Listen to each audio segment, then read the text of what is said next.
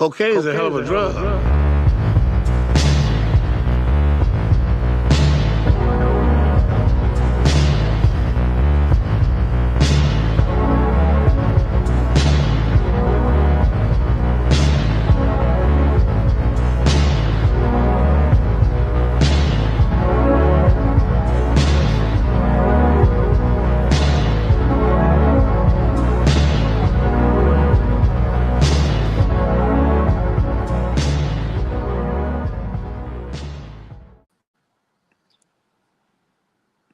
What's up, everyone? Happy Thursday. It's June 5th. Fuck is that? Can you hear me? Yeah, you got some weird noises going on. Yes. Yeah, ET contact confirmed. Okay, they're trying to contact me. But no, what's up, guys? Coming to you live from Dancing Elephant Bookstore, Florida's #1 metaphysical book and crystal store. And we're here with Mitch Kumstein. Kumstein, damn it. Mitch Kumstein. And we're continuing our Thursday night series of reviewing, breaking down esoteric Florida movies. Florida movies in general, but breaking down the esoteric symbolism, talking about the conspiracy theories involved in them. And tonight we're talking about Flight of the Navigator. Okay. Flight of the Navigator. I never even heard of this movie before. And then my friend Brandon, shout out Brandon if he's in the chat, he sent this to me and said, hey, you got to review this one. It's a Florida movie. Totally didn't catch it. Wasn't on my radar at all. So, Nope. But then looked into it, and it is super, super jam-packed with dark, creepy rabbit holes. Some kind of goofy Disney stuff, but it's a Disney movie. Should say that to start off. It's a Disney movie. And it's set and filmed in Florida. So it's set and filmed. That's what we've been doing. We've been talking about movies that are either set or filmed or both in Florida. And yeah, this one's from 1986. And it's kind of like a knockoff response to E.T. I don't know if I'd go that far, bro. They're surfing the wave that E.T. caused. That's how I see that. Yeah, but what do you, E.T. was 1982. What do you think, Juan? What's your any background with the movie? No, dude. The first time I heard about it was on one of the live streams we did, and had no clue about it at all. Watched it for the first time today, and I'll be honest. I mean, I enjoyed the premise of it, right? Where it's like wormhole travel. Spoiler alerts, by the way. Right, the kid goes interdimensional. What is that? Is that what kind of vape is that, bro? The kid goes interdimensional, which I thought was cool. But this is another one of those movies where a lot of people keep bringing up one of the particular things, and well, I mean, I'm sure we'll talk about it because you said there's more. Pee Wee Herman is the voice of the ship at one point. He does the ship turns a little gay after it scans the boy's brain. But yeah, I hadn't seen it, but I enjoyed like the first half of it. And then the second half where he's just like flying around, that really didn't intrigue me too much. But I hadn't heard about it until a couple weeks ago. This was my first time seeing it. I did see E.T. a bunch of times though growing up, but not this movie. And apparently it's like a cult classic, you know what they say. It's got a big following and people grew up with this movie. But again, I'm just now hearing about it. So I enjoyed it. And I found a couple of things that were sus. Some things that were deleted from the movie, by the way, that were also sus. And again, What are your thoughts on, because Florida is a UFO hotspot, you know, in of the states. There are a lot of UFO sightings here. I sent you that one article where people saw some red orb or something or other while the sun was still out. Let me pull that up here in a little bit. The Broad orb daylight. Yeah. in broad daylight. Yeah, I'm gonna send it to my email so I can pull it up And on screen. yeah, great point, one.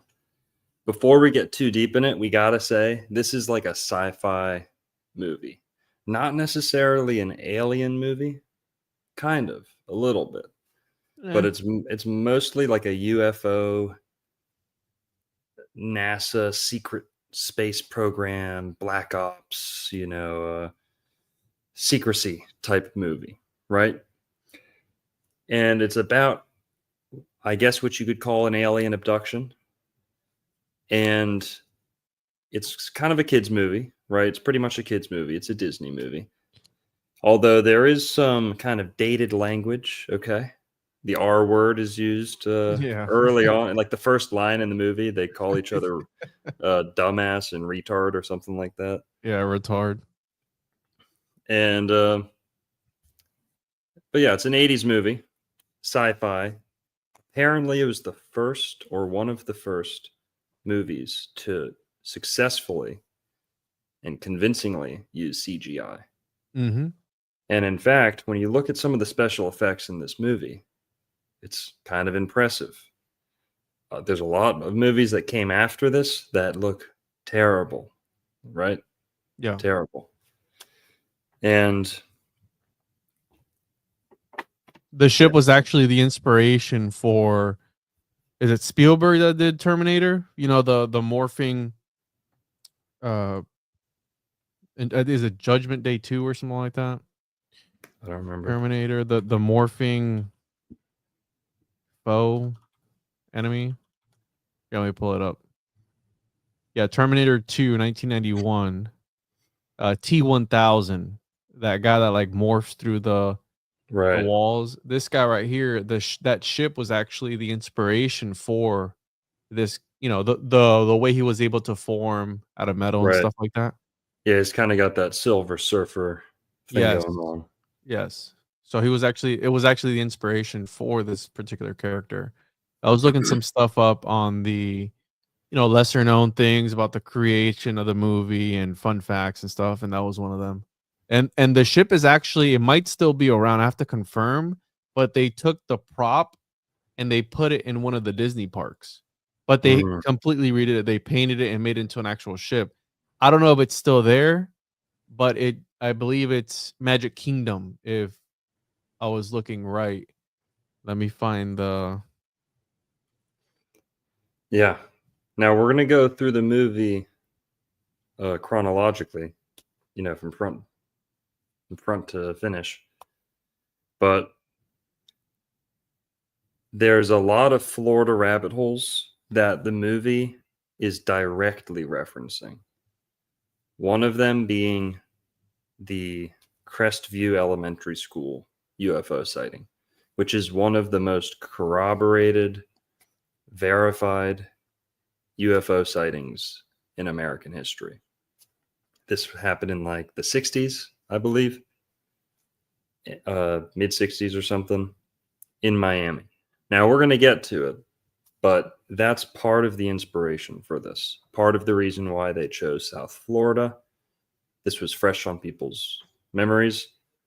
And then also, of course, NASA being headquartered in Florida. I think they're headquartered. They launched from Florida for sure. But this is, like I said, this is very much a NASA movie. NASA, NASA, NASA. Not so much a UFO space movie, right? DC, but close enough. Mm-hmm. Well, let's just kind of get into it from the beginning. Like I said, there's some crazy, crazy rabbit holes, some sinister stuff, and then some things off the screen that happened. For example, the main character going through a pretty rough patch in his life. Oh I, yeah. th- I think we're going to see that he was a bit of a discarded, Disney child, right? Like, who knows what type of damage they did to him when he was a young kid. Yeah. That's not that that's where my mind is always, thinking about, but when it's a Disney movie and this kid's having a lot of trouble later on in his life, you kind of have to put two and two together. Yeah, you see the right? pattern over and over again. I mean, look at that guy, what's his name, Orlando something from That's So Raven, where he's just going on a tear all the time, and he's obviously not all there, but Yeah. it's all those years of probably. I mean, look at the whole Nickelodeon thing that came out. Nickelodeon, another one of those things Yep. that's child oriented. We grew up on all those shows, and then it turns out behind closed doors what they were doing to Amanda Bynes and the rest of the crew. Amanda Bynes, yep. She is fried. They Dude. ruined her brain, dude. 100%. So Disney is not far from that, and it's you see the pattern over and over again. And I did see that this particular actor had a little bit of a rough patch recently, less than 10 years ago, where he got into some stuff. But yeah, does July 4th have any significance? What's the astrological significance behind July 4th? Is there anything there? yeah, good point. Because the movie starts off July 4th. It's a key date in the movie. I don't know in terms of anything deeper beyond just American history, Independence Day. I know that America is a Cancerian nation. Cancer, ruled by the sign Cancer. That's why we're rather conservative, believe it or not, despite what people tell you. Very religious. Jupiter, the planet Jupiter, exalts in Cancer. The word conservative comes from Cancer, right? The elephant is a Jupiterian animal, big, big, big animal. Jupiter's the big, big, big planet. Don't worry, we're not talking about NASA, fake CGI. Speaking of CGI at NASA, what are the odds that this movie is like a big collaboration with NASA and the first movie to bring out CGI? One of the first. I know you're not a flat Earth guy, Juan, but NASA definitely is CGIing things they don't need to be CGIing. They're pretty good at CGI. NASA has some CGI specialists who have even admitted to making the Earth pictures that NASA tells us are just regular old pictures from space. There's this guy, I think his name is Dan Simmons or something like that. I forget. Got to look that up. This is interesting because, yes, I understand. No, not Dan Simmons. Sorry. The Dan Simmons is an author, isn't it? Yeah, I'm gonna find him. Sorry, give me a sec. Wait, you're talking about the CGI pictures of space, Yeah, and keep going. all the planets and everything. Robert Simmons. His name's Robert Simmons, aka he's known as Mr. Blue Marble. Oh. He's the guy who literally made at least one of those famous pictures of Earth that everyone had posters of. Up until like the internet, there was only like 5 pictures of Earth from space, right? Quote unquote space. And this guy, Robert Simmons, is one of the dudes who made one of those. This is no conspiracy theory. That's him. Is this one of the iPhone wallpapers? Because like the iPhone was real big with having that on the wallpaper. Like the stock wallpaper was the sphere Earth, wasn't it? Mm-hmm. Yeah, I don't have iPhone. If anyone that has iPhone can confirm that. Yeah, no. When you got the first iPhone, I believe the preset background was the Earth from space. I could be wrong on that, but I think I remember that was one of the early preset backgrounds for the iPhone. You think he knows some shit, bro? Look at his face. Dude, that guy. Look at that guy's face. Look at him. You think he knows something? Let's just say I've seen that face before. Look how And it was all, dilated his pupils are, man. yeah, the last time I've seen that face was on Aleister Crowley. Okay. Let's just say that's Well, whatever. I We mean, won't. UFO cult. Definitely. I think the Lima is a UFO cult. If we follow that, Scientology is a UFO cult. Yep. There's a lot of UFO cults. Trying to And fuck. They're trying to fuck the sky. Trying well, to, here's the thing about NASA, bro, and I wanted to get your opinion on all this can it- because this movie, right, plays into the zeitgeist of something that's real big right now, especially with the whole disclosure is coming. They're gonna show us the alien buttholes or whatever it is that people are just stroking it to. But we've already known, or at least believed. I mean, since I was a kid, I've always believed if aliens are biological or not, if they come from another planet or another dimension, whatever, that there is something there. That I've seen a UFO. You've seen a UFO, right? Mhm. Can it be explained? Sure. Do I know what it was? No, at the time, no, and I still don't know what it was. But point being that since I was a kid, bro, learning about the Bermuda Triangle and all these other things, Roswell, like I believed in it. So what's the whole point behind it all? Is it some more sinister control thing? Like, what are your thoughts on that agenda? Because it's real big in today's standard where people are like, oh yeah, you see Louis Elizondo and so and blah blah blah and the Senate hearings and the White House and all this shit. Like, Yeah. where is it all going and what's it all for? Now, that's a good point. And the first person I think of is Stephen Greer, who just recently, apparently, allegedly, got exposed to the max as being an Israeli operative.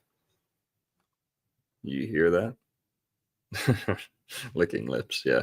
Reptilians need to lick their lips a lot. And sometimes I lick my lips. Okay. I'm conscious of it. I'm sorry.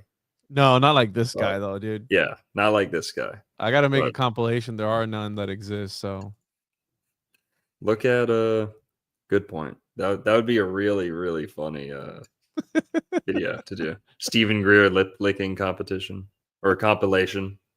Sorry. So Stephen Greer, search Stephen Greer look Israel. at this. 8 years ago, bro, is Dr. Stephen Greer alien because he looks like an alien. Even licks his lips. So people have been Yeah. noticing this for at least 9 years, bro. 8 years ago. Yeah. That's Search crazy. Stephen Greer Israel. Oh, 1 month ago. Oh, this dude you watching Danny Yeah. Jones, bro? No, haven't, but I just heard it. Heard some scutterbutt, you know. I think Danny Jones had him on, didn't he? Yeah, dude, everyone's had Stephen Greer on. Pretty sure he's had him on. But I mean, I wouldn't again, this whole agenda, right? So it's connected to intelligence. What's the point? Like, what's it all for? Is it Well, is it hiding how technology we about shouldn't this? know about, or Let's what? we just gotta, you know what?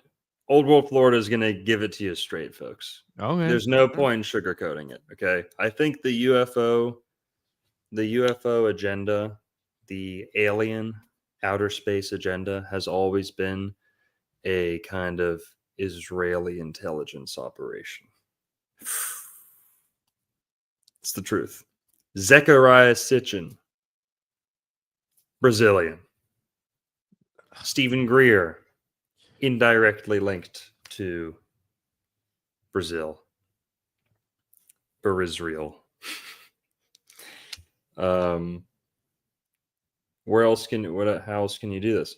All of these Steven Spielberg movies. Why did Indiana Jones end up going into space too and all that shit? Steven Spielberg, Brazilian. This movie, extremely, extremely Brazilian. Extremely. Brazil coded. Okay. Brazil coded to the max. Zechariah Sitchin is a materialist.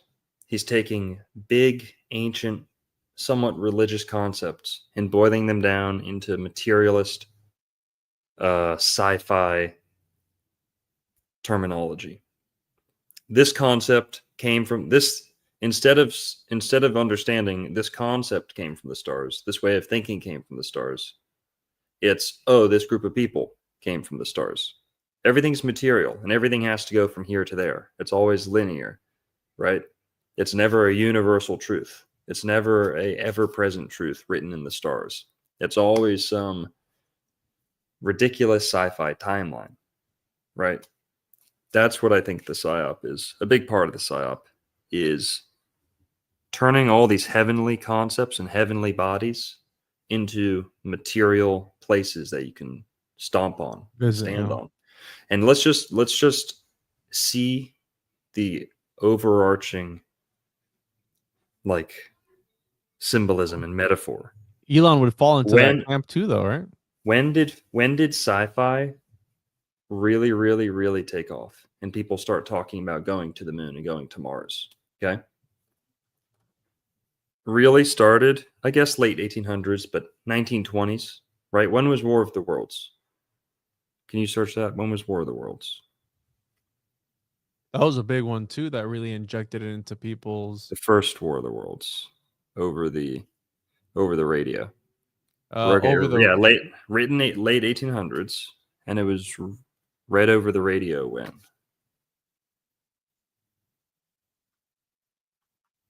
Radio broadcast. 1938. Okay, so feminism was cooking up in the early 20th century. Let's see what happened. And yes, there's the whole suffrage movement and all this, and teens, 20s, 30s, 40s. But where did feminism really take over? Because in the 50s, you had housewives who loved being married, right? Things fell apart in the 20s for a little bit, but I don't know too much about that. I know a little bit about the 50s and the 60s, and I know that women loved living in the home, raising families, right? They had pride in being a feminine woman. And then they shot a fucking rocket onto the moon. They literally R-worded the moon.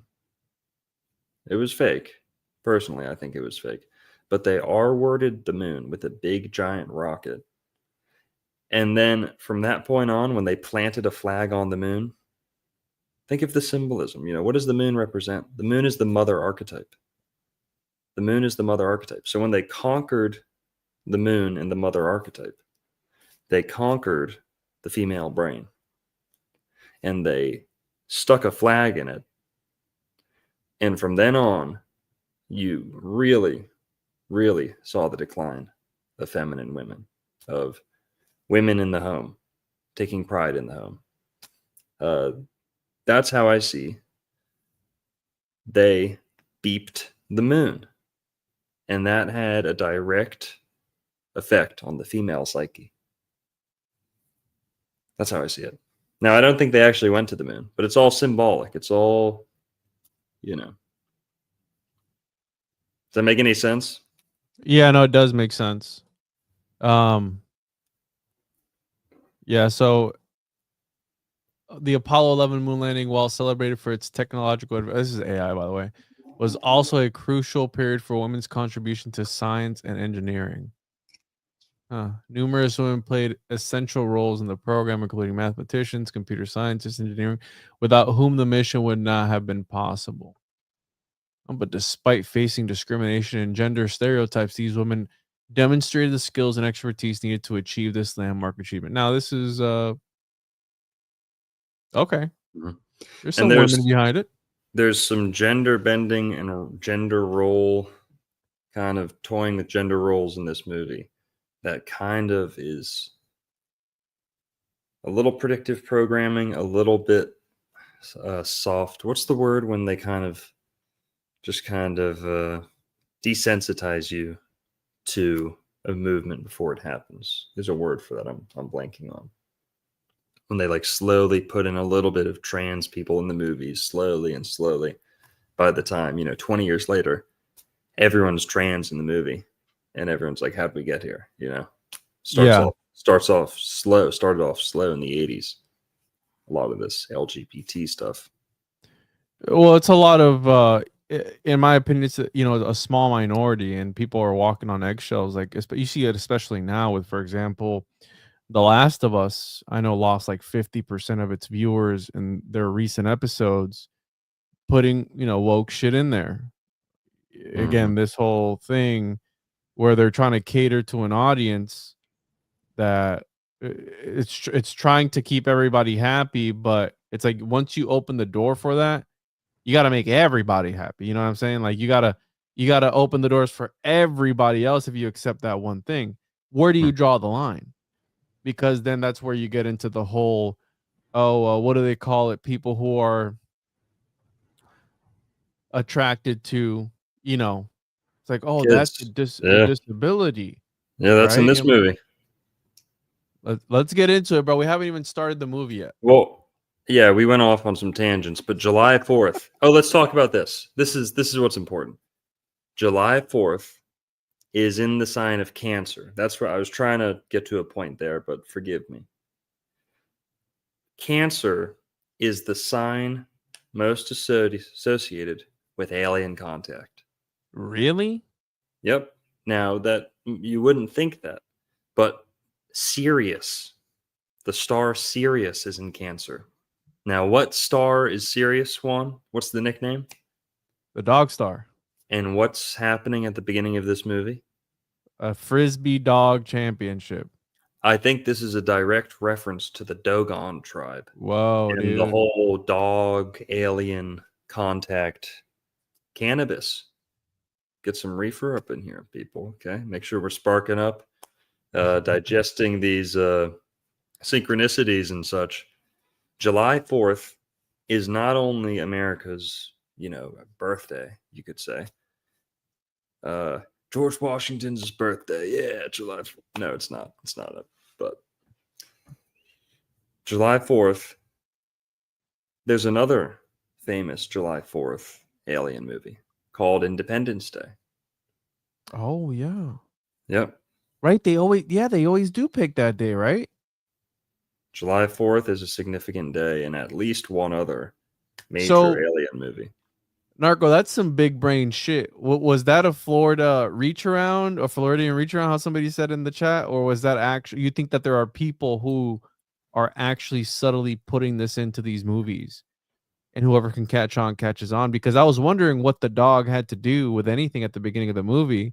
What a weird thing to go to, a Frisbee Dog Championship. Yep. The kid wasn't even in it. Like dog, God backwards, whatever. Like I got that, but then I didn't connect it with what you just connected it with. That's well, crazy. we see at the beginning there's a shining disc. Yes. The movie starts out with a flying saucer. And that flying saucer we follow like through the Florida, like Fort Lauderdale skyline. And we should reiterate. And by the way, look at all these Brazilian names, people. Okay, there are more Brazilian names, Brazilian names, than any other movie. And keep in mind how many of the Brazilians change their names. This is a very Brazilian movie. Okay, South Florida Special. Okay.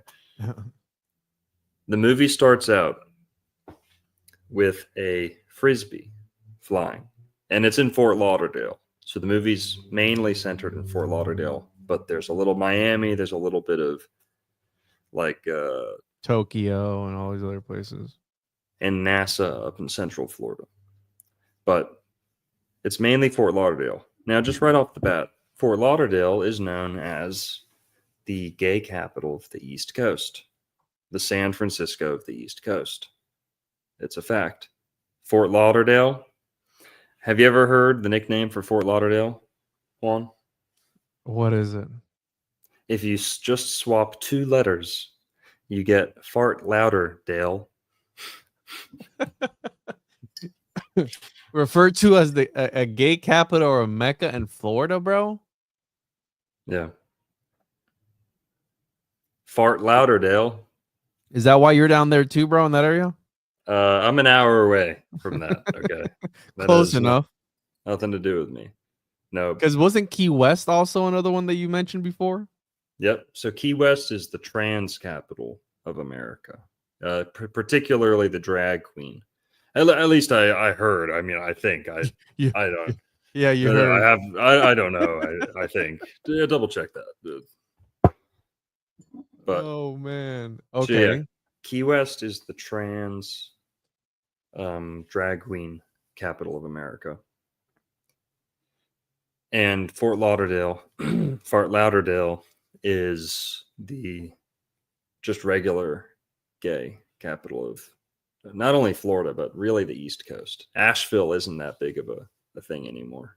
Asheville's just like weird hippie, whatever. Yikes.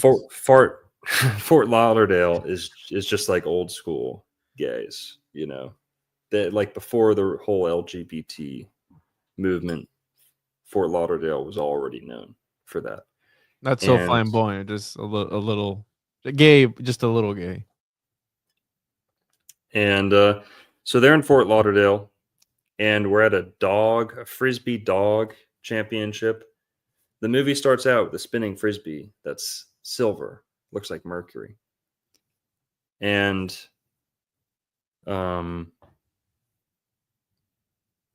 that frisbee turns out that it's made to look like a flying saucer. And then the flying saucer turns out to be a frisbee. And then the dog jumps up and catches the frisbee. Mm-hmm. That's some, I don't know what you'd call it, symbolism, allegory. You know, that's kind of referencing the Dogon tribe, the dogs, and the connection that dogs have with UFOs, aliens. And the star Sirius being in Cancer, we get the word canine from Cancer because of the Greeks, I believe the Greeks, hearing this story from someone heard this story from the Dogon tribe. And the Greek word cancer or canis is connected to cancer, comes from cancer, just like cannabis does. That's why Anubis, that's why you have the word Anubis in cannabis, the black dog of the underworld. Snoop Dogg, right? Scooby-Doo, Snoopy, Goofy. These are all stoner characters. These are all stoner cartoons. That's the stoner one, right? And the dog is, yeah, whatever. That's really it. We can't go too deep down the Dogon rabbit hole. I don't know too much about it. And there was also kind of foreshadowing throughout the movie. For example, at the beginning, you thought they were going to see a UFO. Turns out it was a blimp. I don't know if it was a Goodyear blimp, but it was a blimp. And I know we talked about blimps on the last podcast we did last week. Yeah, I believe it was, right. And then the fact that we talked about that guy that invented one of the first airplanes in Florida. Wasn't that Fort Lauderdale area around there, right? South Florida. What was his name again? Who?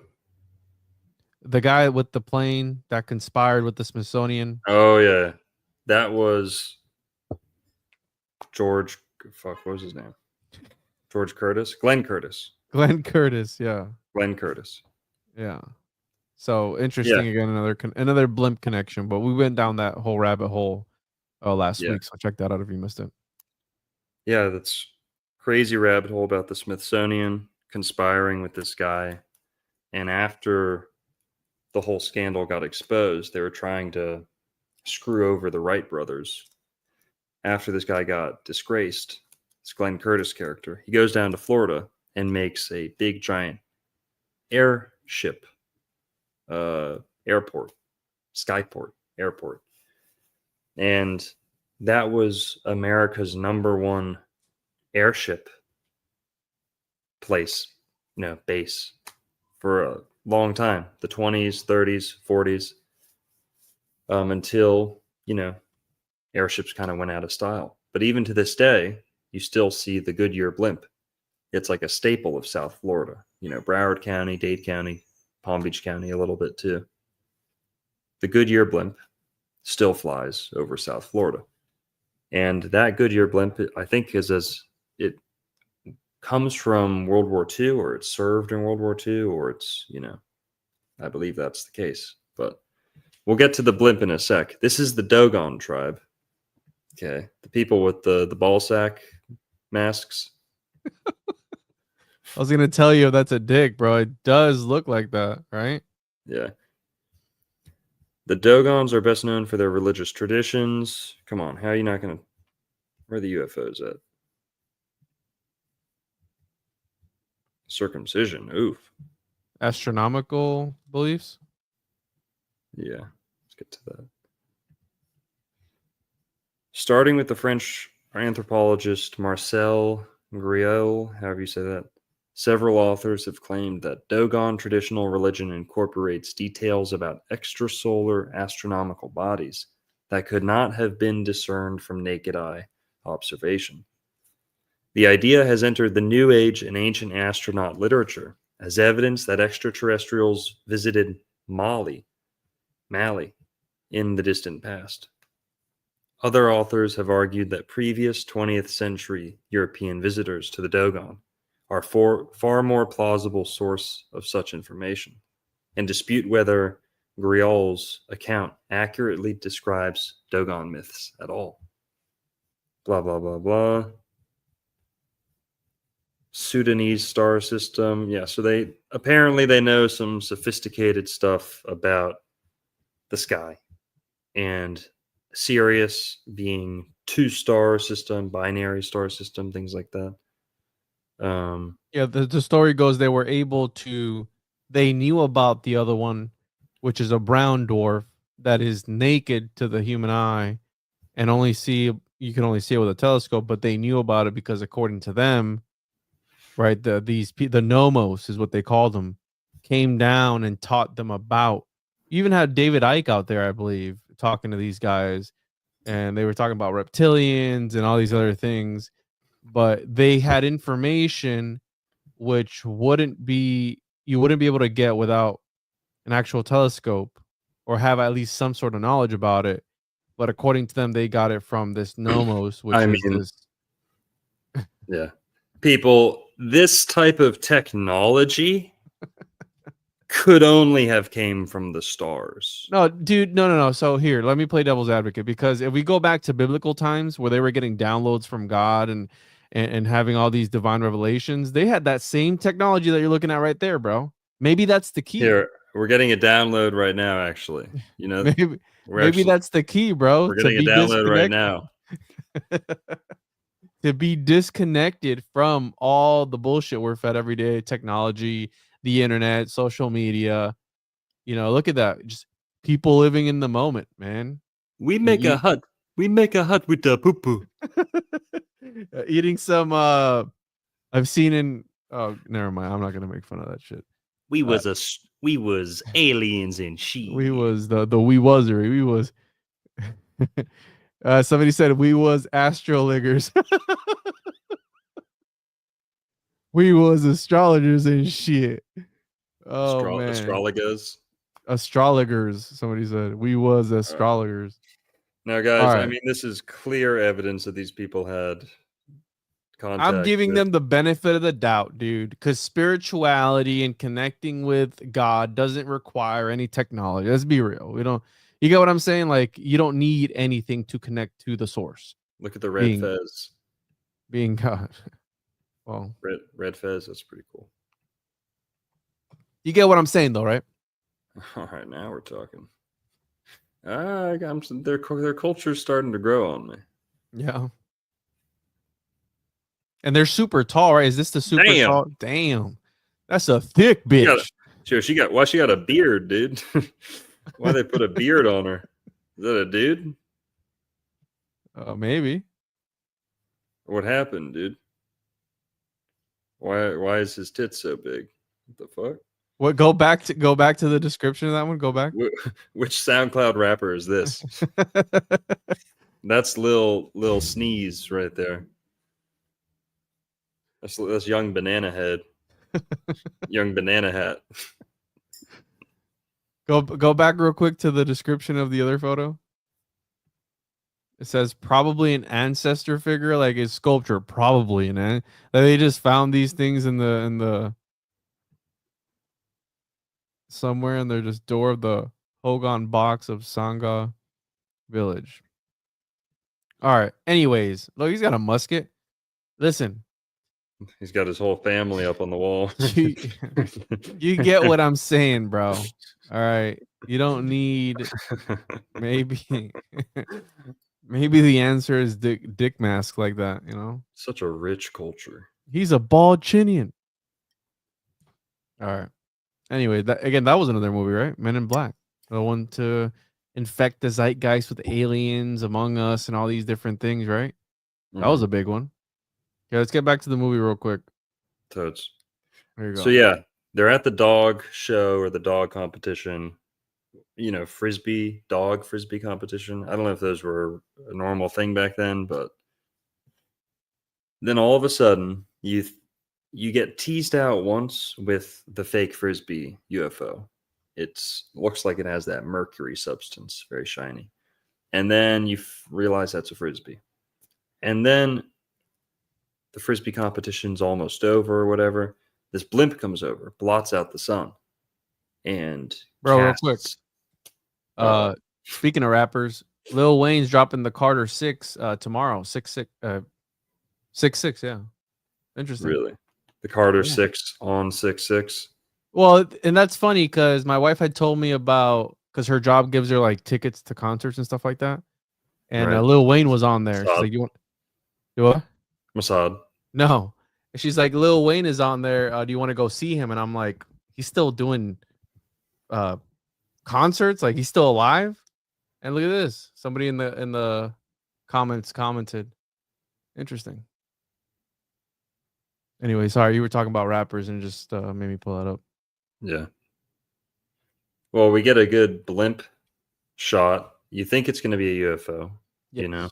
and then you realize it's only a blimp. But the noise it makes it's pretty eerie. And they're kind of, I don't know if they're indirectly telling us, hey, blimps are UFOs, you know?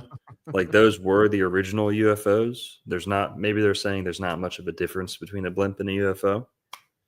But maybe there's, soft disclosure of sorts. But South Florida is one of the few places you can regularly see blimps flying around. And the blimps have their whole own conspiracy. And this probably would have, in Scarface, also in the 80s, they rented a blimp for the movie. And the blimp played a big role in the movie. Tony Montana's, the motto for the second half of his life was, or the remainder of his life, he took from a blimp. Can you search up Lou Pearlman real quick? Just so you know, blimps in Florida have kind of a sketchy history. Who? Lou Pearlman. The guy, the fat guy that Yeah. that we talked about. Yeah, we got to talk about him because this blimp might have been rented from him. He rented blimps out to movies and TV commercials. I forgot how to spell his name, dude. How do you spell his name? I'll look it up. Because there's another guy that comes up I got him. when I pull up Lou Herman. An American psychologist comes up. Here it is. Lou Pearlman, Louis J. Pearlman, was an American music manager and scam artist. He was the person behind many successful 1990s boy bands. Having formed and funded the Backstreet Boys after their massive success, he then developed NSYNC. In 2006, he was accused of running one of the largest and longest-running Ponzi schemes in United States history, leaving more than $300 million in debts. After attempting to evade capture, Pearlman was apprehended in Bali, Indonesia, in June of 2007. He pled guilty to conspiracy, money laundering, making false statements during bankruptcy proceedings. In 2008, Pearlman was convicted and sentenced to 25 years in prison. He died in federal custody. Lou Pearlman was born and raised in Queens, New York, the only child of Jazillian parents. Hy Pearlman, who ran a dry cleaning business, and Renee Pearlman, or Renee Pearlman, I don't know, a school lunchroom maid. Yeah, he was getting enough to eat, all right. Look at that specimen, bro. He was a first cousin of the musician Art Garfunkel. Hello, darkness, my old friend. That terrible song. Go up. It Simon was and 300 million. It said. Mm-hmm. Well, Jesus. probably closer to 6 million, but 6 million. Heard there was an extra 6 million on there too. Yeah, of course. They say it was. Some people try and say it was 6 million. We all know it was really 300 million. That's all I'm gonna say. But so his cousin was Art Garfunkel, who is also Giselian. Of course. So he was involved in all these scams. He leased a blimp to McDonald's. Uh-oh. McDonald's makes an appearance in this movie. Yes. But he was headquartered out of Orlando. And he Look at that did MetLife and SeaWorld. Yeah, he did blimps for MetLife, SeaWorld, and he rented out blimps to commercials and movies too. So there's a good chance if you've seen a blimp in a movie or commercial, could have been his. Now, after the whole blimp thing, he gets into boy bands.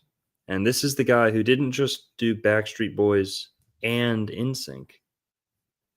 He also did O-Town, Orlando. O-Town is Orlando. LFO, Take Five, Natural, and some girl groups. He also had Aaron Carter on his talk about troubled child, performers, entertainers. He's dead. Aaron Carter's dead. Oh wow. Yeah, died 3 years ago. Poor guy. Was he? Oh, he wasn't 33. He was His older than that. his brother was he was age 34, yeah. Close enough. Yeah. His brother was in Backstreet Boys. Yeah. How'd he die? Drugs, I think.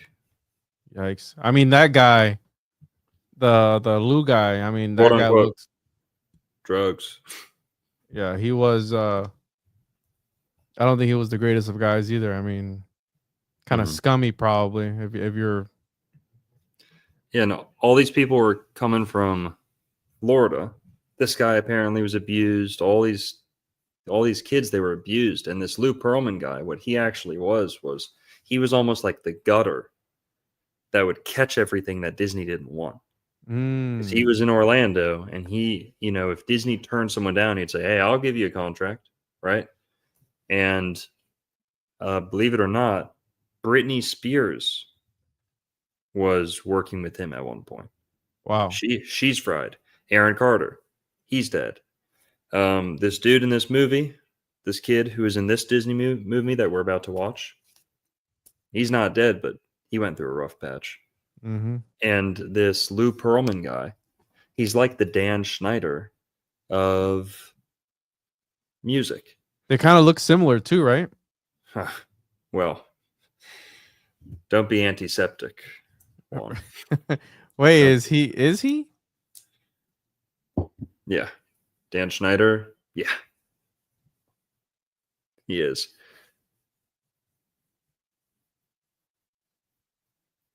But so whatever. That's the whole. He was one of the big blimp guys in Florida.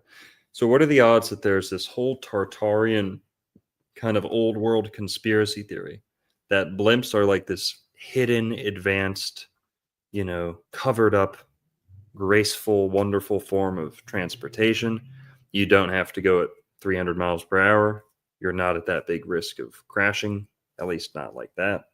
You can get on and get off from the top of a building. All these cool things about blimps.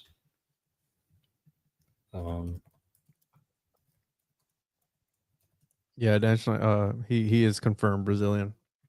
Giselian. That's crazy, dude. Yeah, dude.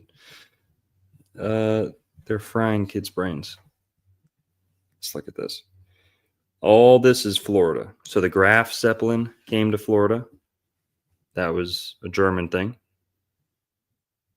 And all these Navy experiments and stuff, they had ones that landed in the water, had hangars in the water.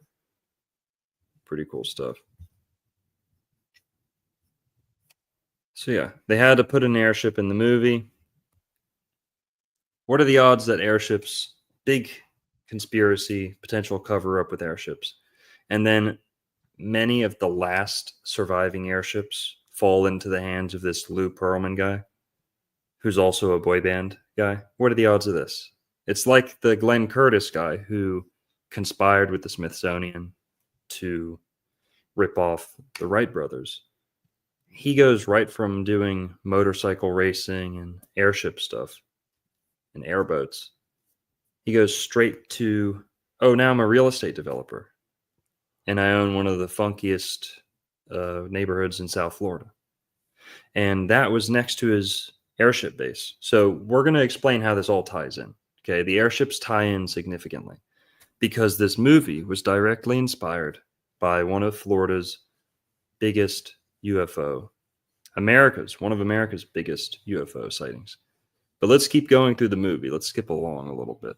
By That's the just way, a NASA is interested in airships too, by the way. good point. So, Yeah. all right, this is only the first 4 minutes of the movie that we've covered so far. It's dense. You can keep it moving. It's a beautiful movie. South Florida looked so nice back then in the 80s. Fort Lauderdale. Yeah, almost everyone's Giselian in the movie. Almost everyone. And they But the live right kid, on the water, so you know that's an expensive house. They live in a nice neighborhood. So yeah. this is where the movie kind of starts, right? This is when the big thing happens. His mom sends him out to go get his brother. And then there's another subtle little you're kind of foreshadowing here where they're like, "Ooh, is it a UFO? You're expecting a UFO." And then he comes around the corner and I believe it's a water tower of sorts. Hmm. You see the water tower, but I think this is after they passed that. Anyways, but they were doing that throughout the movie to where you kind of think it's a UFO that's about to come up and it's something else, right? So he's walking through the woods. The dog is kind of, anxious. He's like, "What are you afraid of? Wind or something or other?" And then his brother, I think, scares him and he falls down this ravine or this creek. And I don't know if you noticed, but like the music kind of shifts in the movie. And then that's when the whole thing develops where this particular so here he scares him and then he falls down this ravine. Turns out I thought the ravine was a portal, like a gateway, a wormhole, Yeah. but no, it turns out he was abducted by Hmm. the Galilean ship, the Yeah. the Galileans, they want to probe you. So because that's another thing about abductions as well, sodomy. Like they're very interested in probing people, and that's like the meme Yeah. behind alien abductions. Like, oh, they're gonna probe you. Yeah. They reference that later on in the movie too. You know what I mean? So maybe that's part of the agenda of like, hey, Yeah. I before we get too deep in the movie, I want to say I think this Disney movie, which is aimed at children, is almost like a what to do when you're abducted type of thing. Don't tell your parents. Don't tell anyone. Oh no, they're just gonna, bother you and make it really hard for you. No, just stay in the UFO, enjoy yourself, go on the ride. Comply, comply, comply. Compliance. You hear yes, how much that's repeated? You hear how much that subtle brainwashing is repeated in the movie? Later on in the movie, the kid gets into the UFO, and the UFO every so often says compliance, compliance, compliance. And it's saying it as if it's complying with commands given to it, but we know better than that. There could be some deeper, get out hypnotism going on with that. But we'll get to that part. Right now, like Juan said, he's on his own. He falls into this ravine. Interesting, there's not many ravines in Florida. I don't know if this was a real spot. But he falls down, and I thought the same thing, Juan, that what's up with the portal? Can you go to my mhm. El Portal video, please, on YouTube? Or yeah, I'll pull it up. Here I got it. And this is interesting because we've talked about this before, and I wasn't able to find the game until after the fact. But yeah, I got the video up. I Thanks. wasn't able to find the name of this particular game because Disney. Here, I'll talk about it after this. Here it is, right here. Yeah, good point. That screenshot's perfect. So I've got a like a documentary video about a neighborhood in Miami. It's a suburb of Miami called El Portal.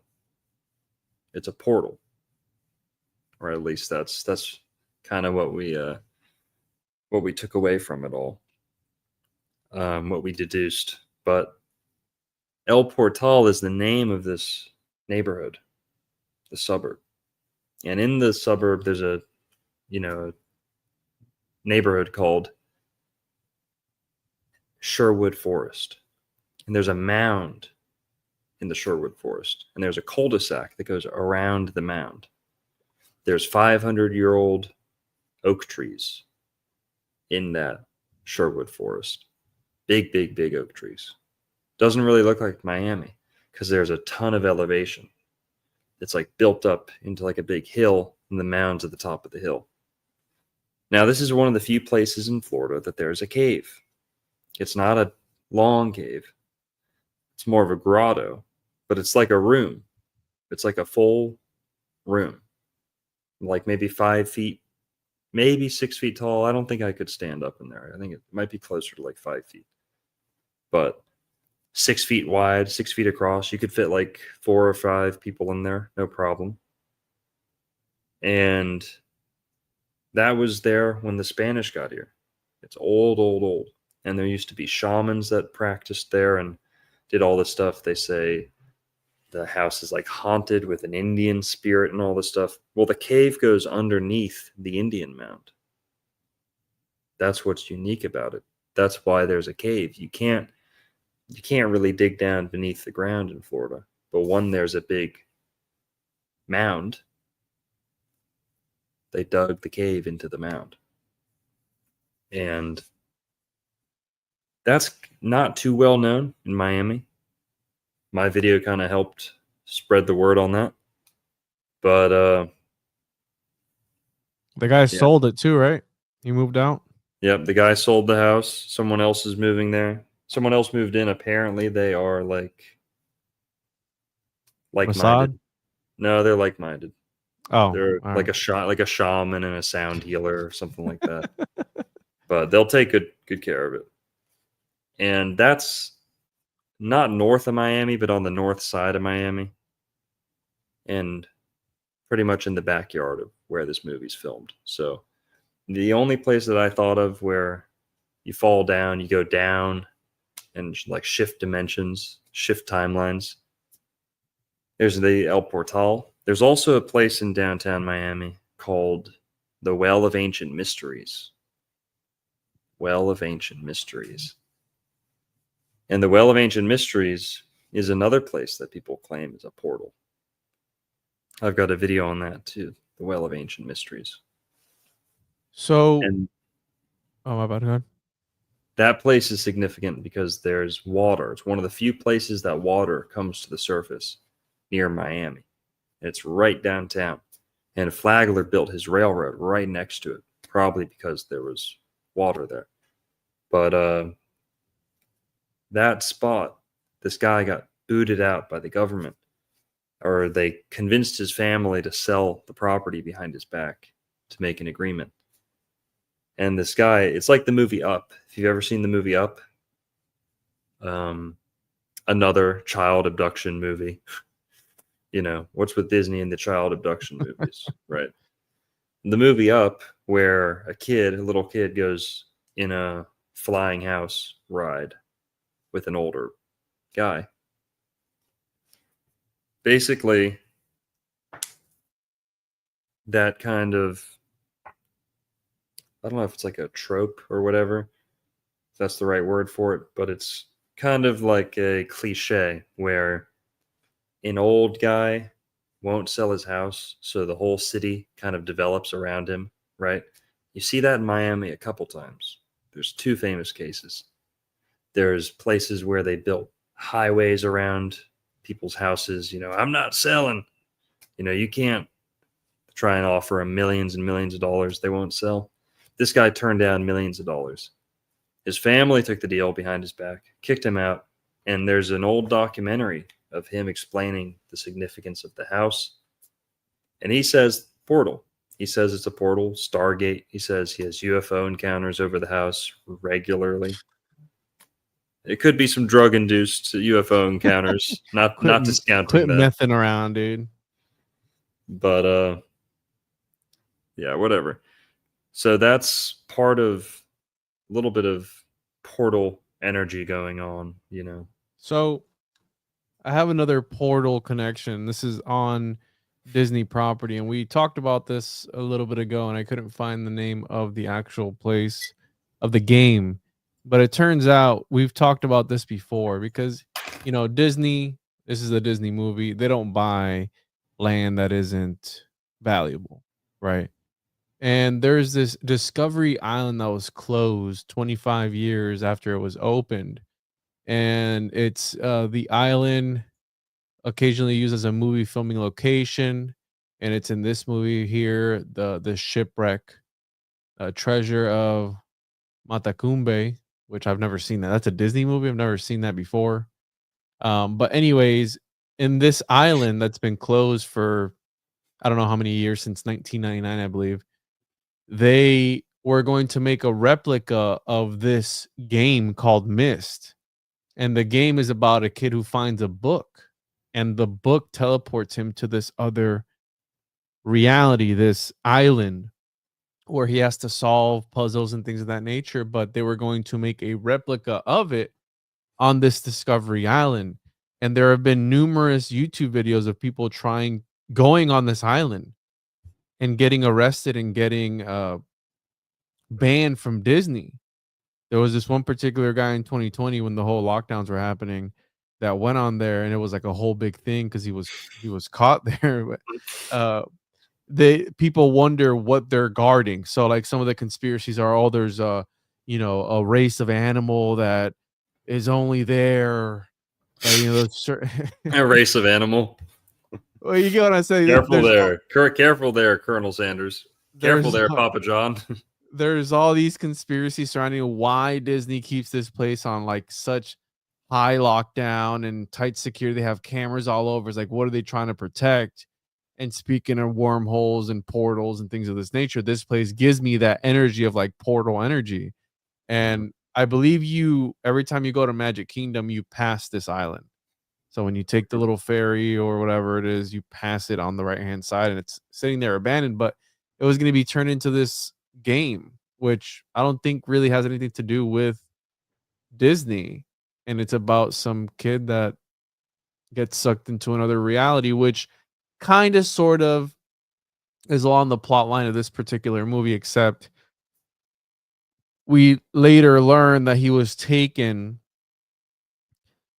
through time, and he becomes, if you really think about it, he becomes a star child. He becomes a moon child, where he's impregnated with what?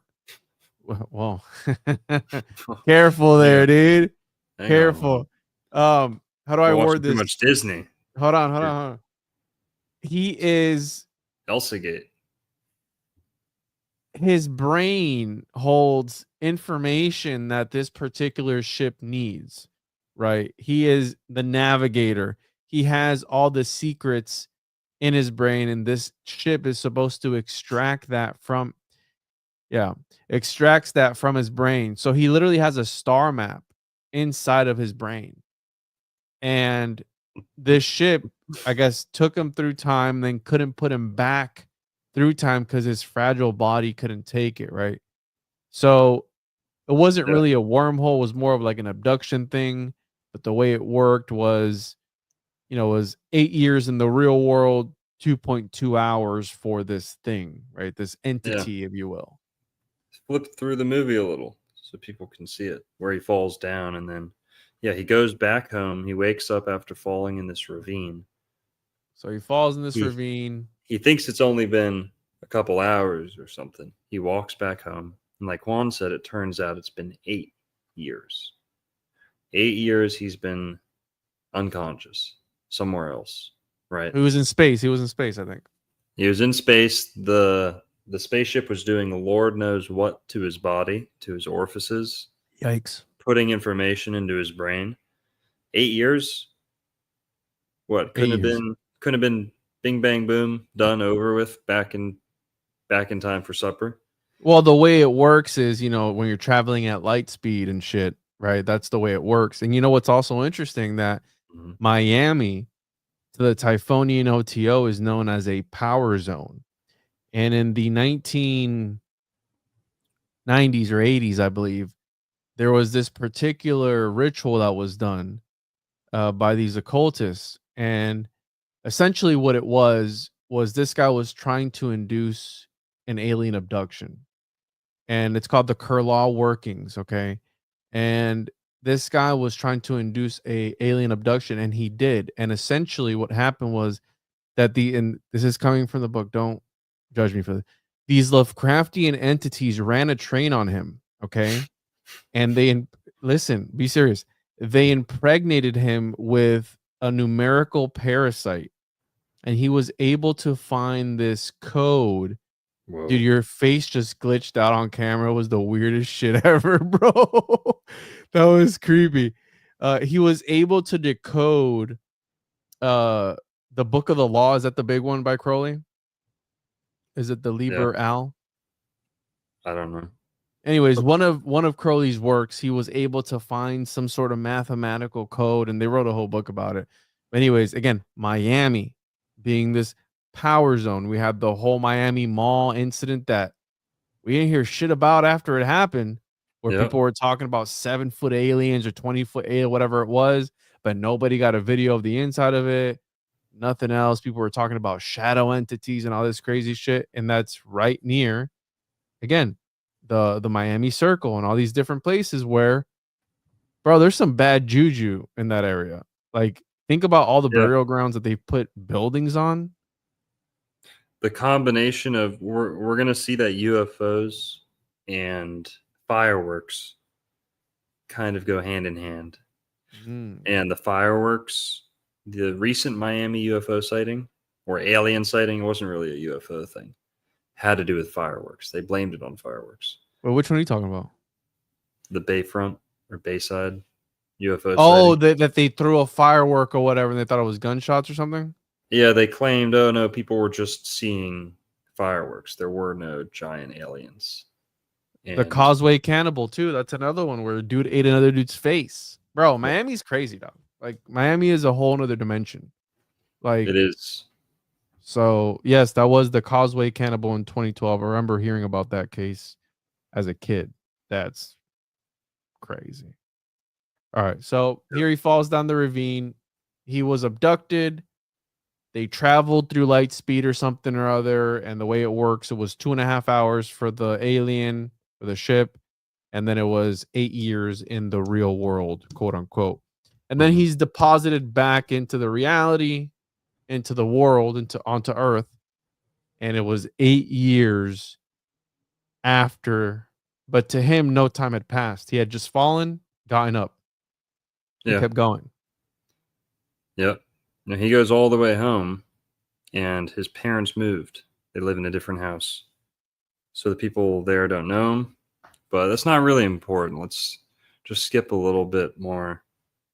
Skip, skip, skip. Yeah, he doesn't know what's up. The police find out. They realize he's missing, realize it's been 8 years. Take him to his parents' new house, whatever. It's a very, it's a shocking thing to see his parents older than when he left them. But just, okay, so the next scene, this is the next important part. We see a NASA car pull up. I didn't know NASA had their own cars. I don't think But they do they? they pull up to a apparent UFO crash site. This UFO got tangled up in the power lines. And yeah, there it is. And they say, oh, this is a controlled situation. Only this one guy knows about it. And this one guy who found out about it, look what he has. A black dog, right? The dog seemed to be cued in on the alien stuff, right? And the dog from earlier, the dog in the family has two different colored eyes. Two different Yes. colored eyes. What do they call it? Heterochromia or something like that. Heterosexual. Yep. The dog's eyes are the only thing hetero in this movie. Okay, let's just say that. But okay, the kid is getting like treatment. They don't know what's up. But go back to that UFO crash for a sec. This whole Miami, Fort Lauderdale UFO crash thing is an indirect reference or partially inspired by the Crestview Elementary School UFO event. If you could pull it up, please. This is the most famous South Florida UFO event. Yeah. All right. Well, I don't have a wiki on it, but yeah, here it is. And this was apparently dozens, if not hundreds of people saw it at once. You had a couple dozen kids. It happened twice, didn't it? Didn't it show up 2 days in a row? Yeah. And then it showed up on like the anniversary, like a year later or 5 years later or something. But yeah, zoom in on that. Zoom in on the text so we can see it. Yeah, thanks. Although it generated some state media attention at the time, the UFO sighting over Crestview Elementary School in April 1967, an incident with hundreds of witnesses, was largely forgotten about until the internet provided a platform for it in the early 2000s. Many of the witnesses were young children at the time. Now, in the 21st century, and as adults, the event is still clear in many of their minds. All right, let's go down. This is a real thing, people.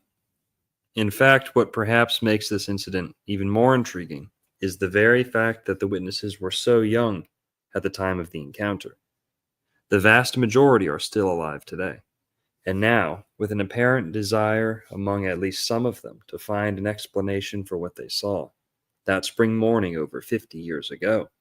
Maybe there is still more about this encounter to reach the public arena. The sighting was, as we will look at a little later, part of an apparent wave of sightings over South Florida area at the time. And as we will also look at later, several other similar sightings with similar amounts of witnesses are on record around the world. Before we move on, however, check out the short video below. It is a UFO sighting from 2010 over Crestview, Florida. Wow. But guess what? Not available anymore, dude. Oh, damn. Put it in the Uh-oh. Wayback Machine. Well, I don't think it loads videos. Yeah, it does. Does it? Could. Yeah, it can. 2010 Crest. Here, let me see if I can find another video of it. Nope. Get wrecked. Yes. Here, well, read some more while I do that. I don't think it does videos, but we'll try it out. I think it does. Could be wrong. But on the morning of April 6th, 1967, fourth grade student Jonathan, I think his name's Cohen, I could be wrong, while standing in the schoolyard during recess, would notice a strange object hovering over the schoolyard in North Dade County, Miami, Florida. The object was quite away in the distance, but still close enough to see in detail. It was a round, disc-shaped craft which appeared to spin in the air, calmly and controlled. It was at the end of the morning recess, and most of the other children were already inside. Fourth grade teacher, Mr. Robert Apfel, which is German or Yiddish for apple, was busy calling the old straggler in and to their next lesson, one of which was the now enthralled Jonathan. As Apfel walked over to the young boy, Jonathan turned to ask him, while pointing upwards, "What is that?" Both teacher and student could see the metallic craft overhead. Neither knew what it was, and with all the other children now in the school, they were the only two witnesses remaining. As they both looked upwards, the object vanished in a sudden white flash. Standing there for a moment to gather his thoughts, Apfel then ushered Jonathan inside. Although there were several military bases and airports in the vicinity, it wasn't an aerial craft either had seen before. Not at all sure what they had seen, neither expected to see such a sight again. The next day, however, this mysterious craft would return, and it wouldn't be alone. It Now, doesn't load still, bro. It's it comes up with the same thing. Somebody saved it in October 6, 2024, but that's the only time it was captured, and it doesn't come up with anything else. So you go to it, and I can't find anything else on the internet about the 2010 Crestview UFO sighting. Let's see if it plays. Maybe it got covered up. But go back. Just real quick, the airports they're referring to, there's Miami Airport, there's Fort Lauderdale Airport, and then there's the Opa-locka Airport, which was Glenn Curtis, the guy we were talking about earlier, who came down to Miami. He was one of the earliest developers to kind of spread out, move out from downtown Miami. He created Opa-locka, Florida, a very mysterious town with mysterious architecture. A lot of Moorish history, right? It's a real big kind of hotspot for the Moors, the Moorish scientists, and the Shriners and all that. But we have 666 in the chat, bro. What up? Illuminati confirmed. Glenn Curtis also developed Miami Springs and I think Hialeah. So Opa-locka, Hialeah, and Miami Springs, if I'm not mistaken. And he had airships land on his golf courses. He liked to golf. He golfed with Seminole Indians. And one time the Seminole Indians went up in the airship. They were shooting it. They were shooting airships, and they invited the Seminole Indians up to visit them. Like a cargo cult. Yeah, so they'd understand what they were and they wouldn't shoot them anymore. But yeah, Glenn Curtis, crazy guy, he started that airport. And he's one of the first guys to start slapping gasoline engines on everything. You know, bicycle, electric bike. You know, there was electric bikes at the same time as there was motorcycles. You know, there was electric carts and electric cars as early as there were gasoline cars. Yeah, but you can tax one and make more money on one than the other. So they don't tell you that. But Glenn Curtis was a leading figure in the initiative to turn every single vehicle into a gasoline-powered vehicle.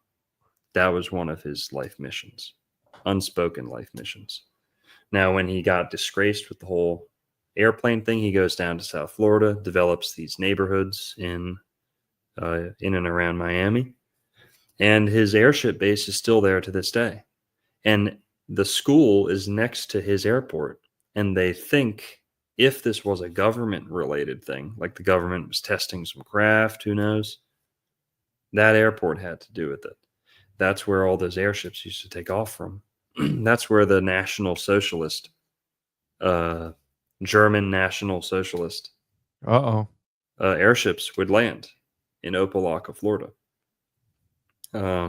Also, pretty interesting, the Seminole Indians have like the German flag as their flag. Pretty crazy. But so we can't really get into this whole sighting here, but this is probably the most famous Florida UFO sighting. And like it says, hundreds of witnesses. They see it again, and there's now 3 craft. So there's the saucer and there's 2 cigar-shaped objects. And they said they were metallic or whatever. Let's go back to the movie, please. What do you think this is, though, bro? Like, is this a government like vehicle? Was this like I don't know. because or these people are lying? Like because I Well, don't. there's no Wikipedia about it. There's, it's pretty hush hush. Seems like it was pretty well covered up. I would say that the government tried to gaslight everyone, all the witnesses, into thinking that that was a new type of helicopter that Mm-hmm. they had never seen. Um, that's highly unlikely. Highly unlikely. Mm-hmm. People knew what helicopters were by 1967, Yeah. but um, so they tried to gaslight the kids and the teachers and all that. Also, there was a lot of Gisilians at that school. That teacher was Gisilian, to my knowledge. Could have been Uh-oh. staged. Who knows? We got a lot to move through, though, and I can't dwell on that for too long. All right, But let's run it. got the NASA people covering everything up. They keep it all hush hush. They're not going to say anything to the public.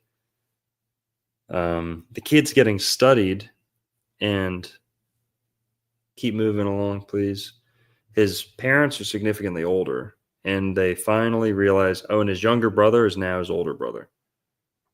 His younger brother is now his older brother. But let's just talk about the time travel aspect a little bit.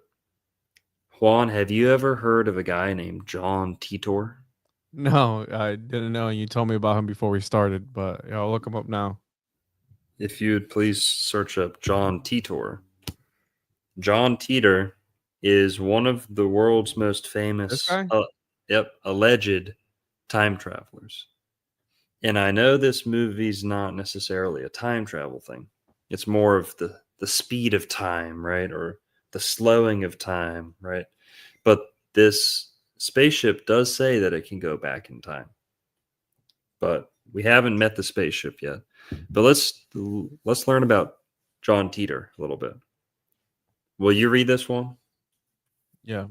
So Nice. John Teeter, time travel _0 are pseudonyms used in communications and on internet forums between 1998 and 2001 by an individual claiming to be an American military time traveler from the year 2036. His posts discuss various aspects of time travel and describe future calamitous events, including a global nuclear war that he predicted would take place in 2015. I mean, right off the bat, bro, this guy was fucking wrong. All right. So, Yeah. how credible is he or Well, not? well, no, Juan, bro. Are you that dense, bro? Dude, We should be thanking this man because he saved us from it. oh, That's he the saved. All proof. right. All That's right. the proof he was real the whole time, is that it All right. didn't happen. Listen, here we go. Here The we go. white hats, the white hats were in charge the whole time. Okay. This is where it gets good. The story fascinated internet communities, but the increasing inaccuracy of the predictions and other inconsistencies led many to view it with skepticism and try to discover who created it. A 2009 investigation suggested that the affair was a hoax started by Larry Haber, a Florida entertainment lawyer, or one of his brothers, John Rick Haber or Maury Haber, both of whom have careers in computers and information technology. However, the Habers and other suspects have denied these reports, and no one has publicly claimed to be the originator of the Teeter posts. All right. That's interesting, bro. Florida is already thrown in there. You'd really never heard of him before, I've never heard of this thing, dude. bro? Didn't you do esoteric Florida for like a year Yeah, before and I met you? I never stumbled across this. Whatever. Yeah, I've never really covered it because it's not like my thing, and a lot of people say it's a hoax, and I don't really believe in time travel. But let's just look at the last name Haber real quick. Okay. Is that a Gisilian name? Larry's Is it? often, yep, Maury, Larry, often Gisilian names. Look up Larry Haber. Larry Haber, the lawyer. Sounds Gisilian to me. Well, what's up with all this Gisilian stuff, bro? Like, it's There. always this guy. Yeah, he's Brazilian. This guy. Yeah, he's Brazilian. He's Gisilian. Altamont. He's nearby, bro. I'm gonna go pay him a visit. Be like, hey, dude, did you time travel? Was that you? Larry? Is that him? Florida bar? I mean, I think that's him. Yeah, that's got to be him. Entertainment lawyer. Yeah. Yeah, he's John Teeter. Look at him. He looks like Biff, dude. Look at him. Go look at him. He kind of does look a little bit like Biff, a little bit like Trump. He's got a little bit of that time travel riz on his face. Oh, he does a podcast too? Okay. Does he? Oh, he was on a podcast episode of 127, the Tiberius show. Oh, that's weird. Look at this fucking guy. Oh my god. Lizard. Ooh. All right. So anyway, Is that his brother? Yeah, let's see. Cool. Where's Maury Haber? Let's look at his face. Let's go back and see if this pulls anything up. All right, let's see. Oh, he's weird. He dresses weird. Yeah, he's Brazilian too. That's right. Damn. Well, I don't know if Maury. Oh, Rick. I don't know about. Search Maury. Morrey. Yeah. I don't know if these people are the right people though, dude. I'm pretty sure that those two are brothers, and that's who we're talking about. Oh, because he said technology, right? That they were into the IT. Mm-hmm. So it might be this guy. I think that's them. They kind of look alike, yeah. Right? Yep. Now, the John Teeter thing, clearly somewhat inspired by Terminator, right? John Teeter, Sean Connor, right? Yes. Yeah, go back to the John Teeter, please. Yeah, go down. Let's see what else. Oh, So, he's talking to Art Bell. Yeah, again, another one of these guys that is into like weird stuff, paranormal, aliens. Teeter first appeared on July 29, 1998, and sent 2 faxes to Art Bell, the host of the popular paranormal focused radio show Coast to Coast AM. The 2 faxes told the story of the discovery of time travel in 2034 and the devastation that followed the Y2K disaster. That was 1998. Y2K, we know that was a whole big nothing burger. 2015, also nothing burger. This guy's track record is not the greatest. And I've seen other people on, I think on TikTok as well, saying that they were also sort of time travelers. I've seen a lot of those around. Because, I mean, think about it, bro. You can make anything up. You can say any crazy shit. And some people are going to believe you. That's how cults start, right? Like, that's a whole premise of a cult. Hey, if we don't chop our nuts off, the alien spaceship behind the moon is going to come around and zap us or whatever it is, right? Like, wasn't that the whole thing behind the... Isn't that Archaics? Is he claiming UFO stuff now? Isn't that David Icke? I don't know, but that was one of the gold. What was the one that they chopped their nuts off? Oh, is that the I forget. I don't know. It's called Gold something. Heaven's Gate. Heaven's Gate. I thought they made them cut their nuts off. Well, let's keep going through the movie. We need to cover some more ground. Taking too much time with this. We got the time travel thing, John Teeter. You know, also Donald Trump, of course, the whole Donald Trump time traveling narrative, him being in Florida. Potential rabbit hole there. Was the vice president also from Florida? No. What was his name? Pence. JD Vance. Pence was in that book, the Baron Trump's Great Adventures or whatever it was called. Yeah. Marvelous Journey. Well, keep going. His younger brother's his older brother. His family doesn't know what's up, but NASA has the UFO. They take it into their headquarters, their little Area 51 in Florida. And yeah, keep moving along. They still don't know what's up with the kid. But Okay, so NASA's looking at it, and they say that there's no way in or out of the UFO, so it morphs. And we're kind of given the impression it's like a Mercury device, right? The way that the hard metal just kind of softens and the door opens up later on. There's no seams or doors in the craft. It's just like a metallic mass.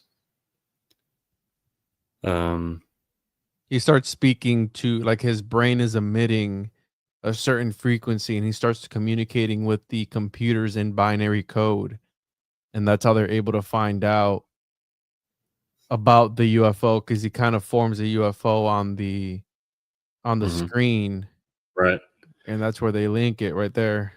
That seems pretty strongly connected to what you were talking about about the OTO catching a mind virus or number virus. What was that? Number. Numerical parasite is what I call it. That's kind of what's going on right here in this kid's head. Apparently, the UFO abducted him, filled his head full of this like intergalactic information, A star map, yeah. drops him back off, but gets stuck in the power lines on the way back or something like that. And the UFO loses its information, and the information's stuck in the kid's head. So he's transmitting to these computers, and the NASA scientists are like, whoa, whoa. And remember, this is the 80s. Like, no one had even like you fucking like seen a like computer screen yet. This is all like cutting edge technology. But keep moving along on, please. And think about it, that's what a lot of these people suspect they are, right? Like, they're part of these rituals or whatever it is to be moon children or homunculus or whatever it is, and that they do all these rituals to impregnate them with some elemental spirit or some entity or something.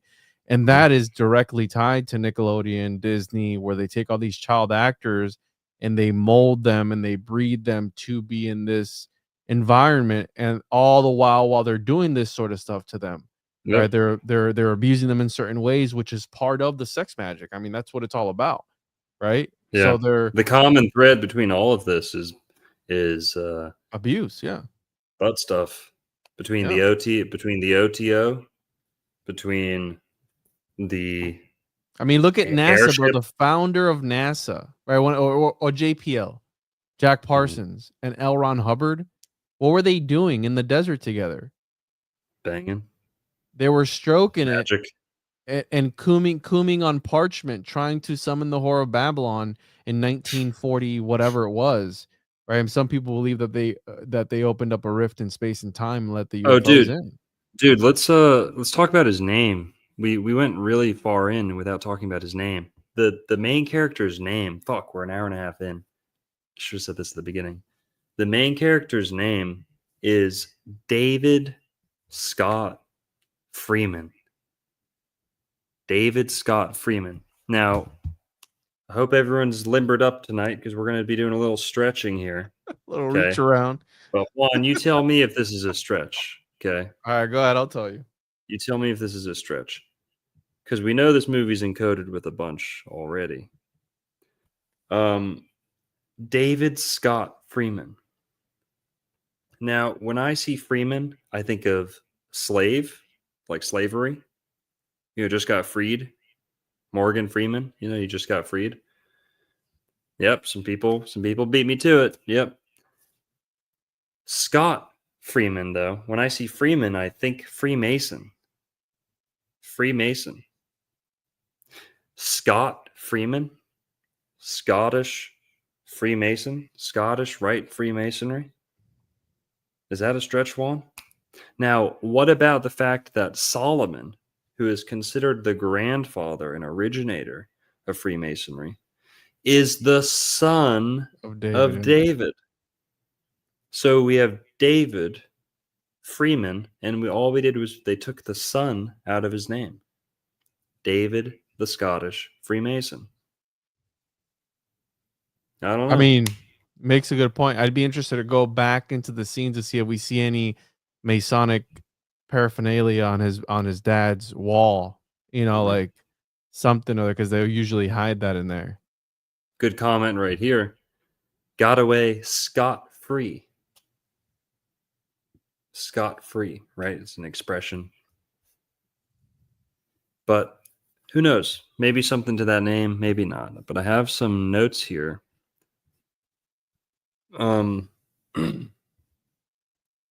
Twisted Sister. One of the first things he notices Mm-hmm. when he gets out is, well, keep going. Illuminati confirmed. People are asking for the button. Sorry. We'll get to the Twisted Sister in a sec. Keep moving along the movie, please.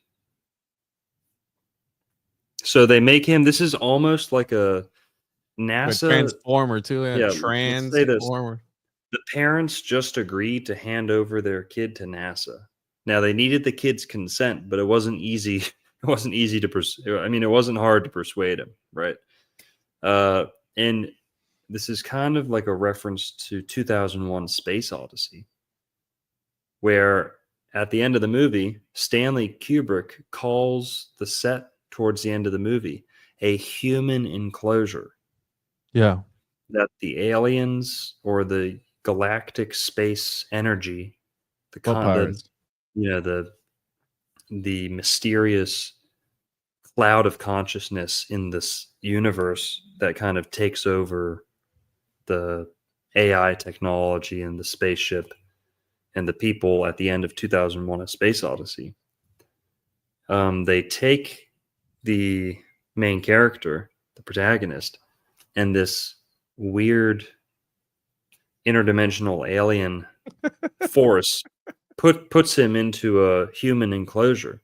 So Yeah. it looks like a really, really nice bedroom with like really nice stuff, but something's just off. Right? The walls are just not, it's like rendered. It's like almost computer generated. And they gave him everything they thought a human would need. So he's got like a little bedside table. I don't know if he's got a TV, but and there's just something so cold and sterile. And you kind of think of like humans putting animals in zoos, right? Like, oh, he's got his little pond over there. He's got his little beach ball. He's fine, right? The aliens, it's like us with an animal. We know what do you enclose an animal in to keep them quote unquote happy? Can you keep them happy? So at the end of 2001: A Space Odyssey, this guy's in a human enclosure with all the things the alien thinks will make him happy, but it doesn't. It's like an eternity in like, a prison, but whatever. And this Meaningless. is it gives me like, when the whole Neverland Ranch thing came out where these parents were just giving their kid to a grown man, and it's like, I didn't know what was happening. They were just having a sleepover. I didn't know what was happening. It's like, bro, what? Who in their right state of mind would do something like that? And then when something did happen, I didn't expect that to happen. You give your kid to a grown ass man. Hey, this is a good comment here. And Juan, just real quick, I'm a Michael Jackson truther, so ease up on that, okay? He got framed. Oh my Well, hang on. We'll get to that later. dude. We'll get to that later. Oscar commented, does anyone know what the HAL 9000 or HAL stands for in 2001? I don't know specifically, but I know that HAL is inspired by IBM. So hang on, IBM was HAL. You move them all one letter. HIABLM. Mm-hmm. HAL is IBM, just one letter shifted. IBM is headquartered in Boca Raton, Florida during the 80s and 90s. I don't know when they left, but IBM was headquartered in Boca Raton, Florida, which is just north of Fort Lauderdale, where this movie shot. So the computer technology, they were like the leading computer people in the 70s and 80s. IBM, right? The world's first some advancement in personal computers was made from Boca Raton. And this movie doesn't really get into that, but you see all the computer tech, right? The all AI. this stuff, the AI, all this stuff was cutting edge for the 80s. Maybe they're predicting or they were foreshadowing that the AI is the alien. You know what I'm saying? Like they open up that, which we've seen this time and time again. Like if you look at like people like Geordie Rose, however you say his name, from D-Wave Quantum Computing, they talk about that they're opening the floodgates essentially for these entities to come through that just exchange information, with them, but that they can just squish us like an ant, essentially is what he says. And I thought hell meant simulation and Coptic, but I don't know if that's right or not. Mm-hmm. But yeah, I mean that's very similar premise where there's an AI taking over the computer or the ship, right? That's what happened in 2001. And just that point about the human enclosure, that's what NASA kind of did for him before he got there, was they filled his room full of toys, right? Trying to convince him to stay there as long as he can, right? Well, let's right here is where it gets dark, folks. Okay. He's at NASA. Go back to where he meets the girl. Go back a little bit. Yeah, right there. Yeah, let's look at her. One more to the right. Right there. Okay. All right, folks. Here you go. Right, folks. Here we go. Everyone put on their thinking hat, okay? And everyone put on their goy goggles, okay? Put on your how would I say this? You guys tell me, is this a man or a woman? That's Sarah Jessica Parker. Now, I know she might look like me a little bit. I might look like her a little bit. But because she's got a horse face, believe me. Okay. Yeah. Sarah Jessica Parker. Oh yeah. Just don't let any of the work they've done on that fool you, folks. Okay. The Sex in the City, psyop ruined the female brain. Yes. Sex in the City. Her people, her type, her tribe. Sarah Jessica Parker is foul. I can't stand her. I think she's disgusting looking. Can't stand her personality. But she is like the NASA nurse. She's like this kid. This fucking guy. Yep. Sorry, bud. Look. Hey, bro, you might be gay. I'm just kidding. You guys tell me. Okay. I've always thought this. I've always thought something's off about her. The jaw is huge. Long. She just looks mannish. Now, she's a good one. I'll give him that. They made her look pretty good, pretty feminine. But she still just has this lizard quality about her. Yeah, the hands, you never really see her shoulders too much. She's not much of a shoulder girl, right? If you see you rarely see her shoulders. Sarah Jessica Parker is one of the ones that I do think she is trans. She's a secret trans.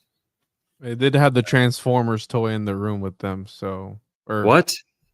He had a Transformers toy in Shut the up. room.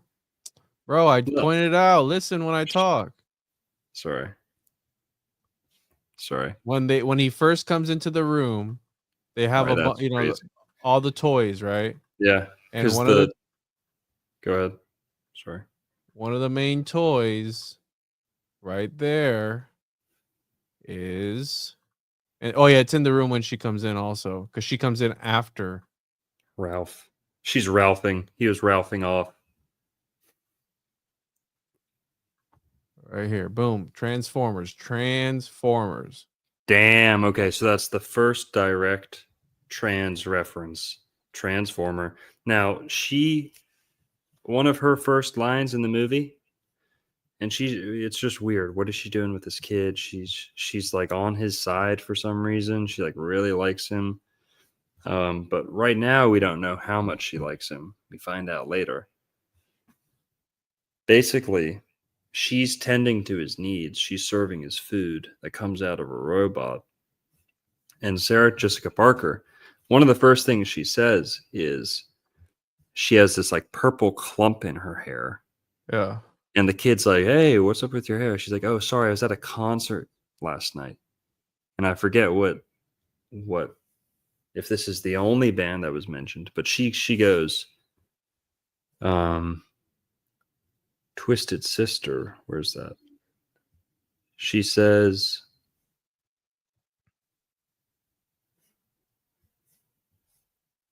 Twisted Yeah. Sister. She says, "Oh, I was at a Twisted Sister concert." And he says something like, "Who's that? You know, that's a girl." And she goes, "No, it's actually a them." It's actually, she goes word for word, "It's actually a them." Now look at Twisted Sister. Yeah. Tell me that's not the trans agenda in the flesh. Were they though? Were they, or were working- they just like, because if you look at like Kiss or like any of those, they're Yeah. kind of, you know, That's the with the look, though. hair. They're pushing it. And Twisted Sister, like twisted, shifted, shuffled, changed, transitioned, twisted. I don't know. Twisted Sister, though, the dude's wearing makeup, the whole hair metal thing. This was the 80s, granted, but it's a drag queen band, dude. That's kind of sus, bro. She goes, and she looks like him. She looks like one of them. Yeah. Sarah Jessica Parker looks like them dressed up in the band. She looks like a drag queen. And she goes, "Twisted Sister, it's not a girl. It's actually a them. Like it's a band, but it's a them. Like a gender neutral, right?" In the 80s, though, you never heard that stuff. Now, he goes, "Twisted Sister." Oh, she goes, "Bee Gees." They talk about Twisted Sister and Bee Gees. So Twisted Sister is the band that looks most like girls. Bee Gees are the band that sounds most like girls. Now you can tell by the weather. All falsetto. Three dudes singing, "Yeah, yeah, yeah, yeah." All singing super high. Really cringe. Now the Bee Gees are banging, I'm not gonna lie. Twisted Sister sucks. Twisted Sister blows. The Bee Gees are pretty fire, not gonna lie. But that's also doubled up E's, Bee Gees, 33. Uh-oh. Illuminati confirmed. But it doesn't matter. Moving forward. The two bands that get brought up are the Twisted Sister and the Bee Gees. And Someone said you hit that note well. the kid asks for the Big Mac and Coke. He asks for a Big Mac and Coke. She's like, "You need anything? Can I get you anything?" And he says, "I want a Big Mac and Coke." Also, I noticed he puts on a NASA black hat. Ever heard of the white hats? The black hats? The whole QAnon theory about the white hats being the good forces behind the shadow government and the black hats being the bad guys behind the shadow government. Well, NASA, the kid's wearing a black NASA hat, right? So who knows? Maybe a little QAnon prophecy going on. And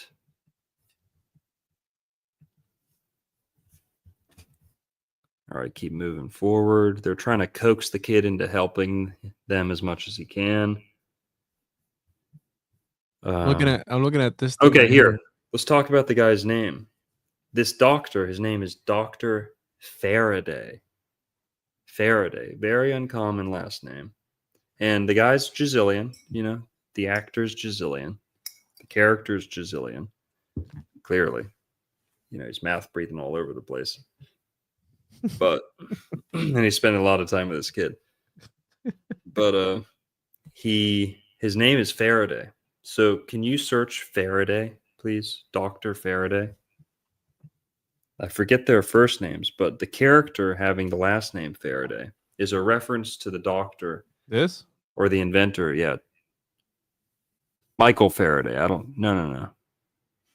Yeah, Michael Faraday. This guy? Yeah, Michael Faraday. Search Michael Faraday. You've ever heard of a Faraday cage? Yeah. Faraday bag? Mm-hmm. I don't know if this is him, but that's where the word comes from.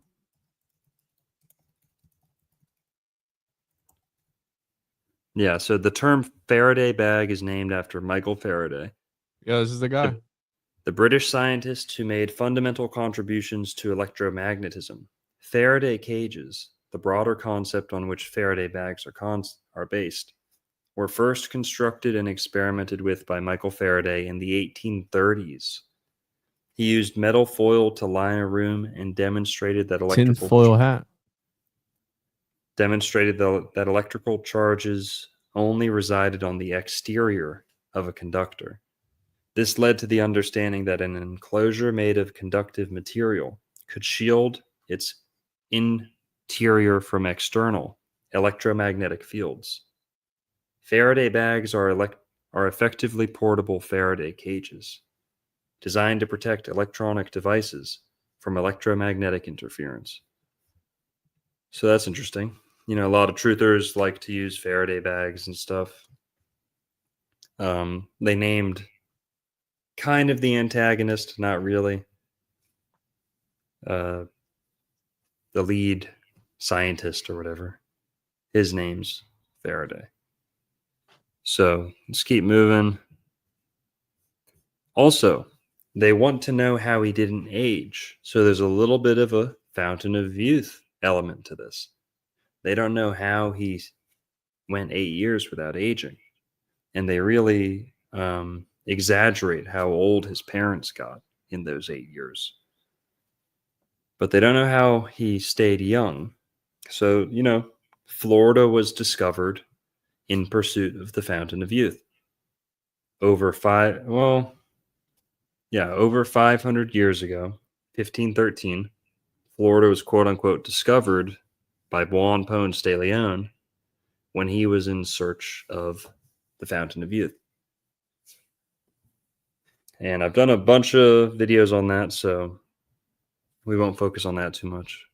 But let's keep looking at the movie. I've got some more good stuff. Yeah, I got the banger for you here. The one that people like to focus on a lot. Boom. What? The symbol. Oh, the G? Yeah, or the PDF file. Yeah, the little swirl that people Yeah. like to talk about when it comes to this whole Q and anon. Yep, in a triangle too. Crazy. There's another scene where it's a little bit more up close, but yeah, Juan makes a good point. The staircase leading up to the UFO is kind of like engraved with a spiral G shape contained within a triangle. Now, if you're familiar with like the whole Pizzagate rabbit hole, the spiral G inside of a triangle is PDF file code. Yeah. You guys know what we're talking about. So it's almost like you're walking into the space. It's like you're walking down the red carpet in their mind. Yes, just get in the UFO and then we got him, right? It's almost like that's the way they're thinking. Like, follow the yellow brick road into the, wonderful, mysterious thing. And they've got their agenda written. They're right. It's almost like it's like inviting a vampire into your home. You saw what was written on the stairs, not written on the wall, but written on the stairs, and you still walked in, right? I think there might be something to that. But good point, Juan. Yeah, there's a spiral G on the staircase. Yep. Yeah, zoom in on that.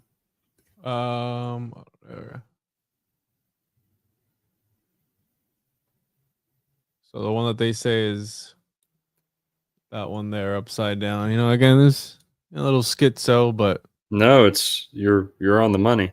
Go a little forward in the movie. They show the stairs closer in what part? when he's climbing up. Yeah, I don't want to play it on air. Mm-hmm.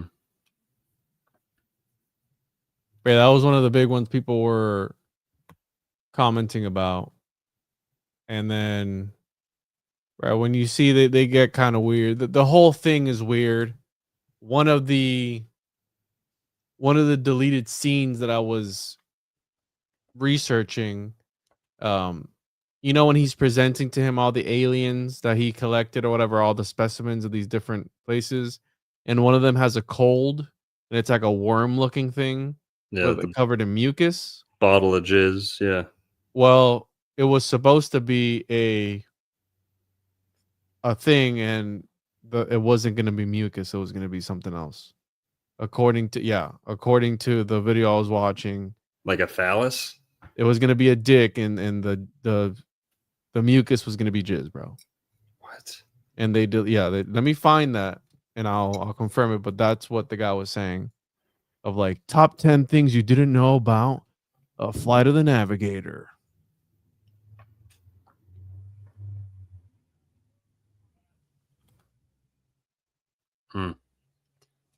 Well, yeah. So the kid gets into the spaceship. He steps on the G staircase, spiral G staircase. Yeah. And the scientists are pissed. The NASA people are pissed. They chase him, right? They try and catch him, but he takes off in the UFO. Do you see that G? Could you see a closer picture? No, I couldn't. I was flipping. I was playing it, and it didn't pull up on it. All right. Well, there's G, the G's that Juan was talking about. If you see the movie yourself, you'll see. So the spaceship starts talking to him, and we realize there's like an AI, you know, thing, AI computer controlling this UFO. It's like semi-conscious, and it's talking to him in this kind of sophisticated, like alien voice, right? Computer voice. And every time he gives a command, the thing says compliance, and then it does what he says. Now, like we were saying earlier, is this like a subtle hypnotism? Hypnotizing the kids, persuading the kids, influencing the kids to comply with everything that goes on in the spaceship? Compliance, compliance, compliance. Or is Disney trying to tell the kids they need to comply once they're sucked up into the spaceship? You know, hey, the spaceship's going to be real fun. Yeah, just get up in there. If you see one come down in your backyard, just go crawl in. It'll be the time of a life. But whatever. All right, keep moving. Keep moving forward, please. He takes off in the spaceship, still has the black NASA hat on. The spaceship takes off. He's kind of figuring out how to fly it and stuff. The spaceship tells him he's the navigator. That's his like job. He's special. He was selected. He's got all this info in his brain. But yeah, and the spaceship flies through the Florida Everglades. And it's flying, and then the kid goes, "Hey, I need to take a leak." And the spaceship drops him off right next. There. Oh, there you go. Yeah, good job. The spiral G in the triangle. Well, the kid gets out of the spaceship, and the spaceship stops right next to a bunch of cows. Now, not super interesting, but Florida is the cowboy capital, the place that cowboys first got started in America. The first cows in America, first cattle in America was in Florida, brought to Florida by the Spanish. Now, we don't have too many cattle mutilations in Florida. I think there's only been one. that I've ever heard of. But cattle mutilations, of course, are a big thing outside of Florida, in like the Midwest, Southwest. Really, really big problem. Go look up cattle mutilations, guys. Okay. What's it called? What are the shapes? Dude, I'm blanking on this word. The shapes that UFOs make in cornfields. Crop circles. Crop circles are pretty crazy. Yeah, those are wild. Cattle mutilations are even more crazy. Okay, you see this weird stuff, like skin being pulled off with no blood. Skin being lasered off a cow with no blood. Every bone, like bones, every bone on the inside of the cow being broken, but nothing on the skin. No bruising. Stuff like that. These weird combinations of injuries. But so interesting, the UFO just stops abruptly next to some cows, lets the kid out. Now, I don't know why Disney felt the need to position the camera as if the bush weren't there, we see this kid's junk. But NASA, or sorry, Disney, NASA, whatever. So we can pretty much see this kid's junk if it weren't for the bush. But what is he peeing on? It's not just that little fern there. It's actually an orange tree. If you could see the color version, yeah, it's an orange tree. So you see the oranges sticking out of this tree. The kid's pissing on golden apples.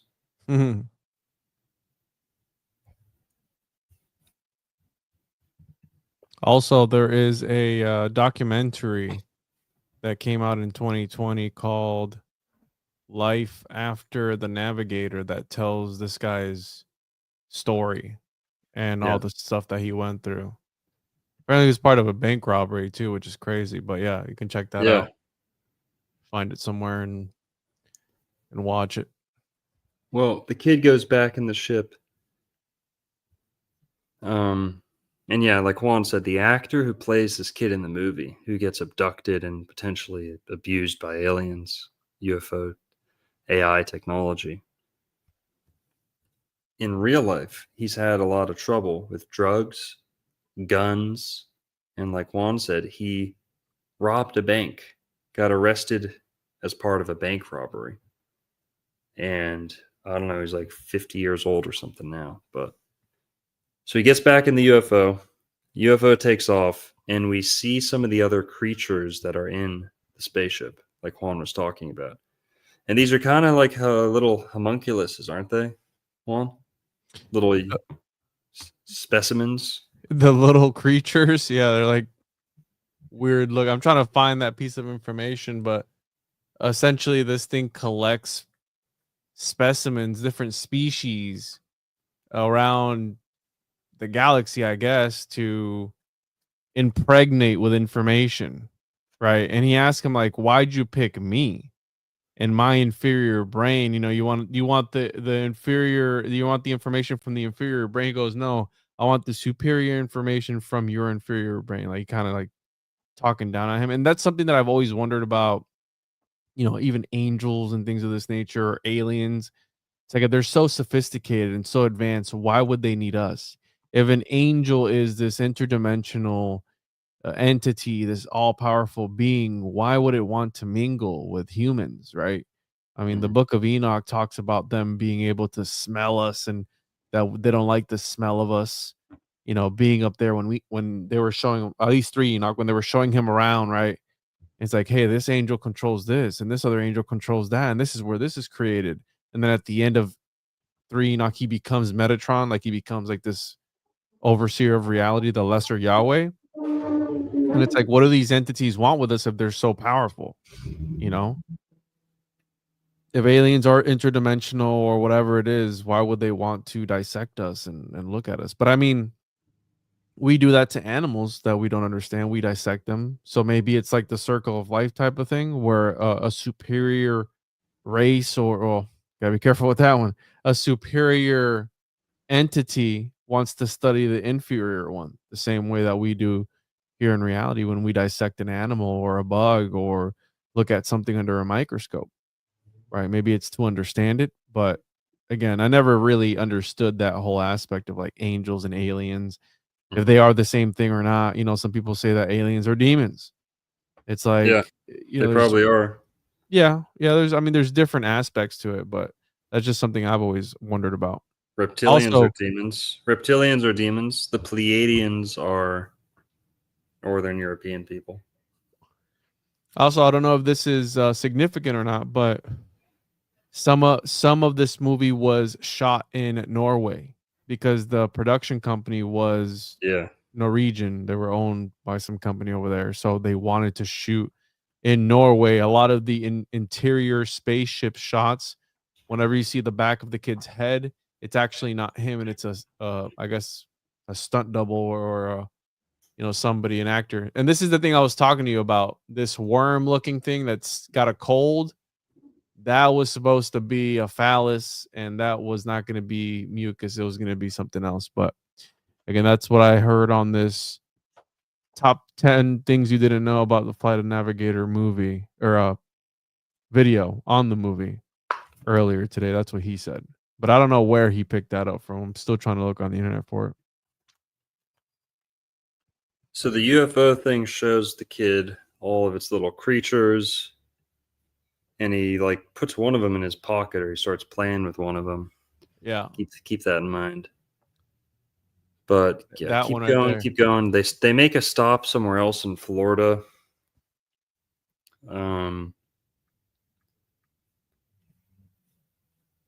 Oh, okay, whatever. So the UFO says that it wants to scan the kid's brain to get all its information back. So the kid lets him do it, and it only takes like a second. It's a quick little thing. But as soon as the UFO scans the kid's brain, okay, remember Juan? It immediately turns the UFO, the AI intelligence, goes from being like a sophisticated white guy, like alien, not alien, but like a sci-fi kind of tech voice, to turning into a gay black man, like Islander, like a gay black Islander. Now it's Pee Wee Herman who's voicing it, who was a gay Brazilian born in Florida. Was he born in Florida? Yeah, Sarasota, I think. No, Paul Rubenfeld. Born this Paul Rubenfeld. is New Pee Wee York. Herman. He was Oh, arrested for indecent exposure in an adult theater in Sarasota in 1991. What? oh, he was born in New York? Who was born in Sarasota then? Somebody, and I saw that earlier. Somebody born in Sarasota. I forgot who that wasn't. That Hmm. someone. I saw that. But yeah, it was old Pee Wee Herman. So Which he does the voice of the UFO. And when the UFO scans his brain, it totally switches, totally code switches, okay? And it goes from talking like what's the kid's name? David. Hello, David. I need to talk with you. I need the information in your brain. That's like how it talks to start off.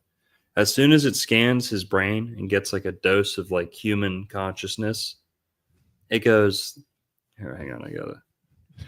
It goes like, okay, David, what we doing tonight, boy? he didn't sound All like right. Yes, it does. oh It's man. like, come on, child.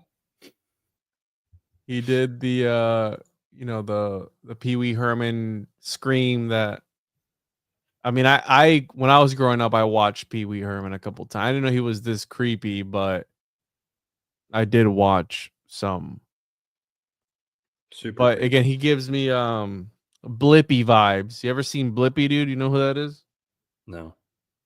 So Blippy is this child content creator, or was, or is. He kind of sold his likeness. What they did is they got a homunculus of him, and they started out with the original Blippy, which was this guy right here. It was this guy, right? It was this guy originally, and now it's this guy. So they took his likeness and I guess he sold it off to Netflix or something. But the original Blippy was actually around on the internet, and he is known for a you remember that trend that was going around, the el terrorista, like dun, dun, dun, dun, dun, dun, you know that you don't see when people were, let me No, look it up. no clue. uh a trend, I guess. Is it So that when people, important? Is it that important? yeah, well, I have to tell you this because I'm already Okay. here. But when people would do the Harlem Shake, and they would it would like start off as normal video, and then when the beat would drop, it would like show everybody going Oh crazy. yeah, yeah. Okay, I remember. The So Harlem this Shake. dude did one, and when the beat dropped, he was shitting into another dude's asshole, right? And this is a guy who is What child entertainer, bro. the fuck did Yeah, you just say? yeah, you heard that right, bro. Dude, I gotta tell you a concert. I gotta tell you a story. Okay. When because I don't think I've ever heard that sentence. I think I've only heard that a sentence like that one time before in my life. I had a friend who was when I was like 12. I had a friend who went to a Bon Jovi concert with another friend, mutual friend of mine. They came back from the concert, and I vaguely knew some Bon Jovi songs. And I asked them, like, how was the concert? They said that, like, in the tailgate of the like outside the concert in the parking lot, like after party type thing, that they saw at 12 years old, they saw that happen. I'm not going to say it again, but like a performance trick or some weird shit. I don't know how the fuck that happened, but they swore that's what happened at the concert. That's the only thing they remembered from the concert. Should I play it? Anyway, you guys want to see it? No, That's what he's known as. bro, what the fuck? Yeah, it's pretty crazy. But anyways, point being that these people get put into these like child influencer sort of roles, and meanwhile they got some dark shit in their closet. You know what I'm saying? Like quite literally. When was the Harlem Shake thing? The Harlem Shake, What year was that like took off? the Harlem Shake trend. So the Harlem Shake meme took an early 2013. So the meme became viral in early February 2013 with thousands of Harlem Shake videos being made. Okay. So 2013 around there. Damn. Yeah. All right, let's keep moving. We got to rush through this. We I don't got know how we came upon that, but yeah, that's So the UFO turns into Big Gay Al from South Park. It's like, okay, child, what we gonna do tonight? Mm-hmm. It's just really weird.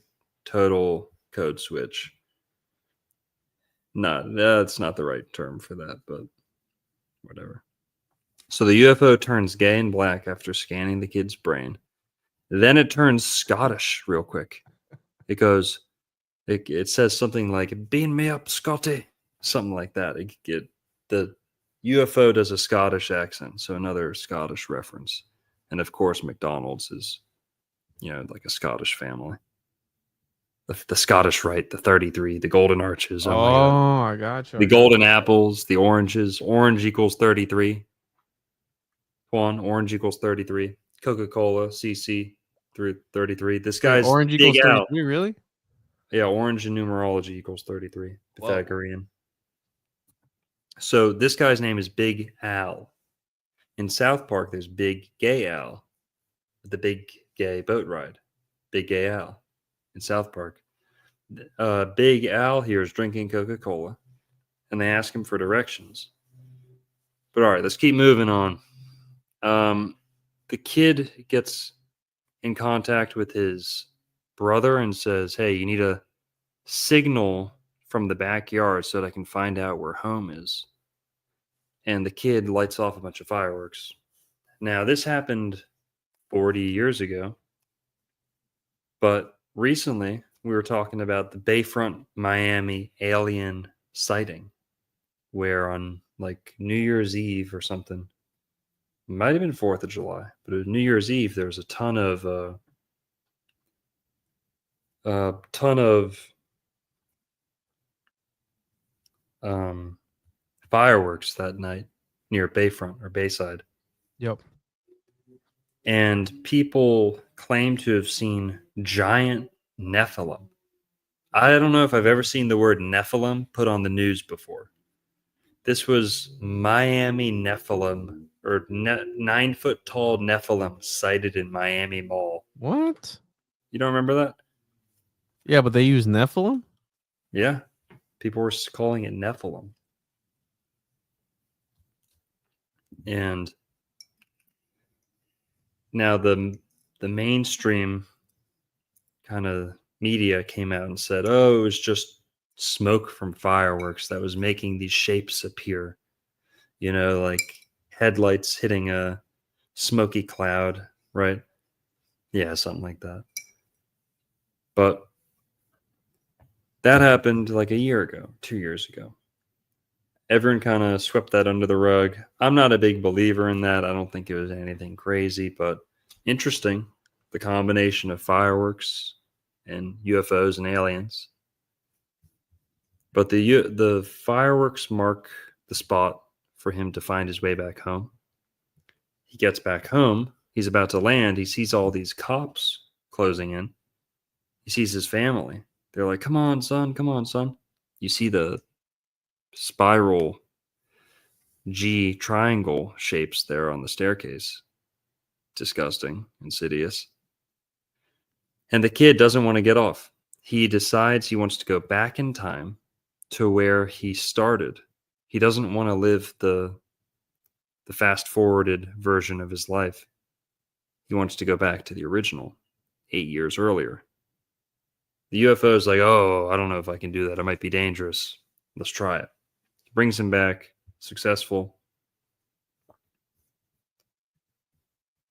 And, you know, what kind of message does that send to kids? You know?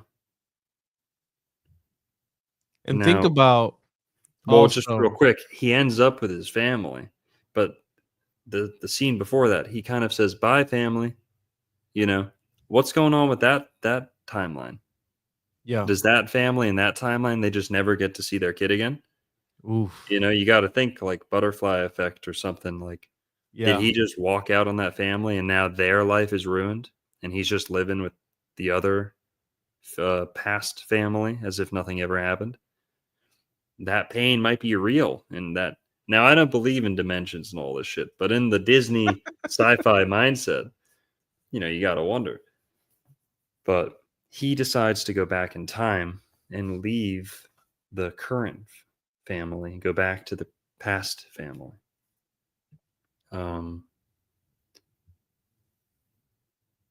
Yeah, so he chooses to go back. He crossing the railroad tracks is kind of like a symbolic thing. And he crosses the railroad tracks The threshold, yeah. to start this off. Kind of like the crossroads, the railroad tracks, you know, nothing good happens at the railroad tracks, right? You ever hear that? Drugs, occult magic, murders, you know, things like that. Always you see railroad. The bright line. People get hit by railroads. We have a human sacrifice train here in Florida that feeds on the blood of the innocent. Yes. It's called the Bright Line. Also, Phalos, the homeland of this like alien craft, it's called Phalos. That might not sound like much, but Phalos it means bright or shining, like Lucifer. And there's no real connection between Phalos and the word Lucifer, but there is between Phalos and Phallus. Hey kid, you want to go to Phallus? Hey kid, get in the UFO. We're going to Phallus. We're going to the star system Phallus. Get in. Don't ask questions. So Phalos. And what else is it close to? Fall. So Lucifer is connected to the word fall, the fallen one. Phallos, Fallon. Jimmy Fallon? Oh, fuck.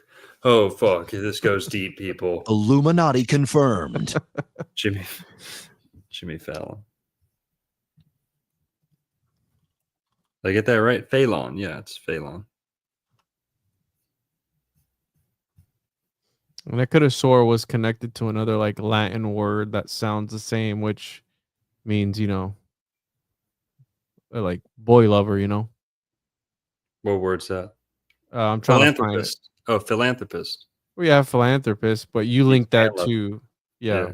but there was another word that I could have swore was there, but I can't find it. But I wanted to add that, this whole alien abduction agenda is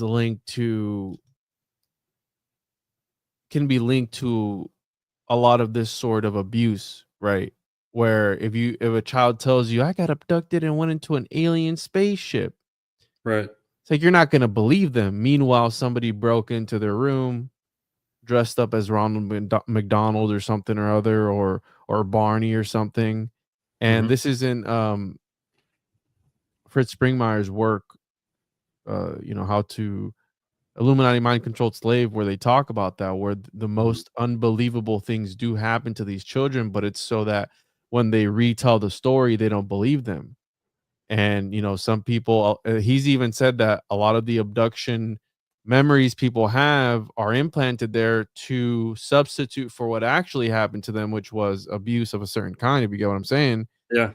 And a lot of these people will take children dressed up as different characters. That way, when the child retells a story, Mickey Mouse came into my room at night and he showed me his spaceship. You're like, yeah, little Timmy.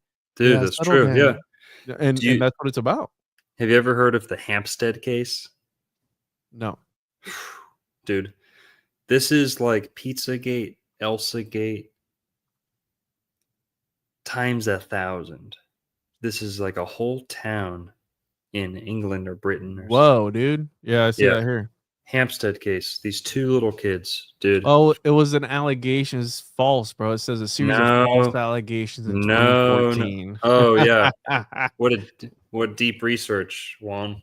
No, dude, hey, it's on Wikipedia, bro. Look at this. It was a series. It's a Hampstead hoax. hoax.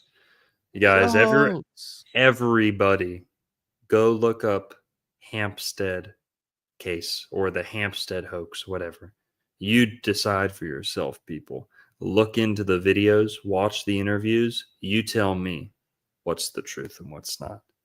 The Hampstead hoax is one of the sketchiest, scariest things you've ever seen. It's a nightmare scenario as far as like child trafficking and things like that. Yeah. Now, you know what's a big part of that? Do you know that they targeted one of the key points of the Hampstead case is that they target vegetarian children Ooh. because they like the taste of their more? Really?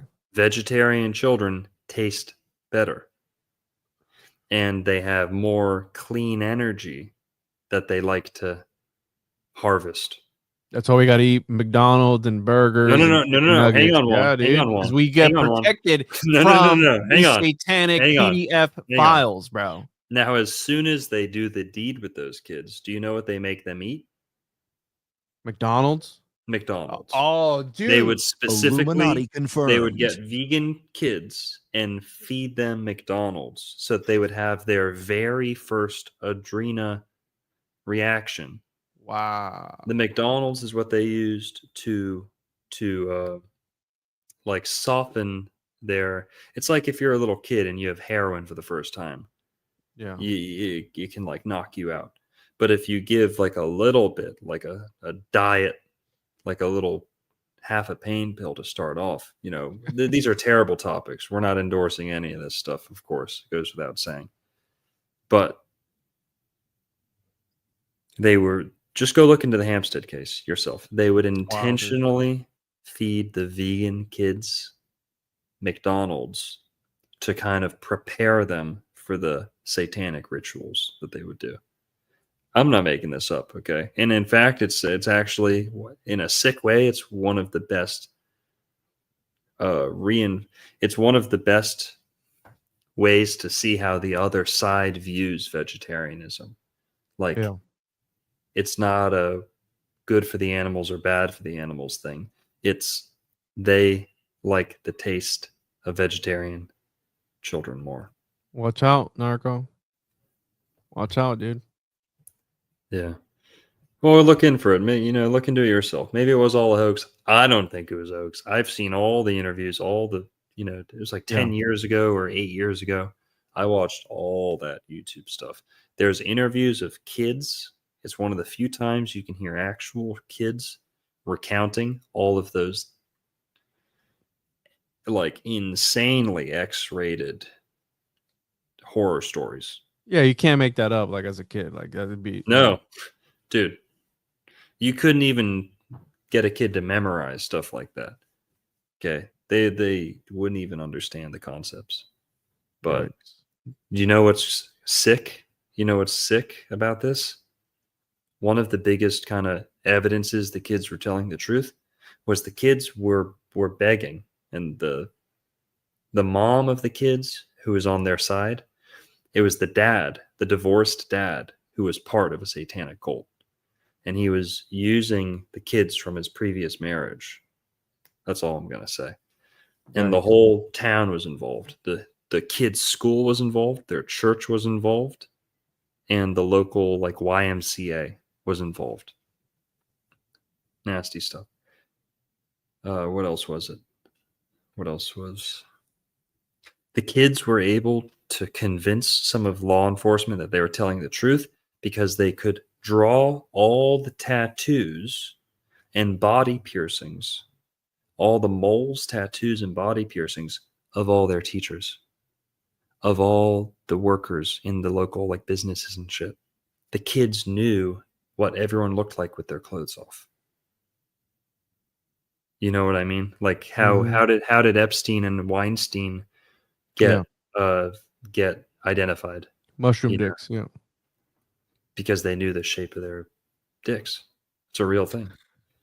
And the kids knew information like that that was damning. Okay, so that's all we'll say about the Hampstead case. But yikes. Yeah. No, that's what the fuck, y'all? That's fucked up. Yeah, and we denounce all of that. Of course, it's evil. And even though we're talking and making light of some of it, we 100% denounce it. YouTube, just to be clear. Well, I don't know. I don't know, YouTube. You're probably in on this fucking shit, YouTube. You probably are the Hampstead. I don't know. You're going to get the video taken down, bro. Settle down. No. YouTube, we love you. We love everyone. Hey, but that's the whole Elsa stuff that I'm sure you covered. That's these love networks. Love knows no age. No, shut the fuck up. No. Kumbaya. Okay? No, fuck that. Yeah. Anyways, let's get out of here, bro. This is a good one. A lot of juicy juice from this. I mean, I would say lesser known movie to me because I'd never seen it, but I enjoyed it. And now after doing this breakdown, I don't know. I feel weird now. I had a couple of things that we left out. Okay, Sarah Jessica Parker. There's more things that she says that cue you in on the fact that she might be trans. Number one, she says, the kid wants her to help him escape NASA, and she agrees. Why? She's going to lose her job. Why would she agree? Why would she risk that? Because she's literally attracted to the kid and agrees to do him a favor because she's attracted to him. Now, in her mind, she might be thinking he's 8 years older than he really is.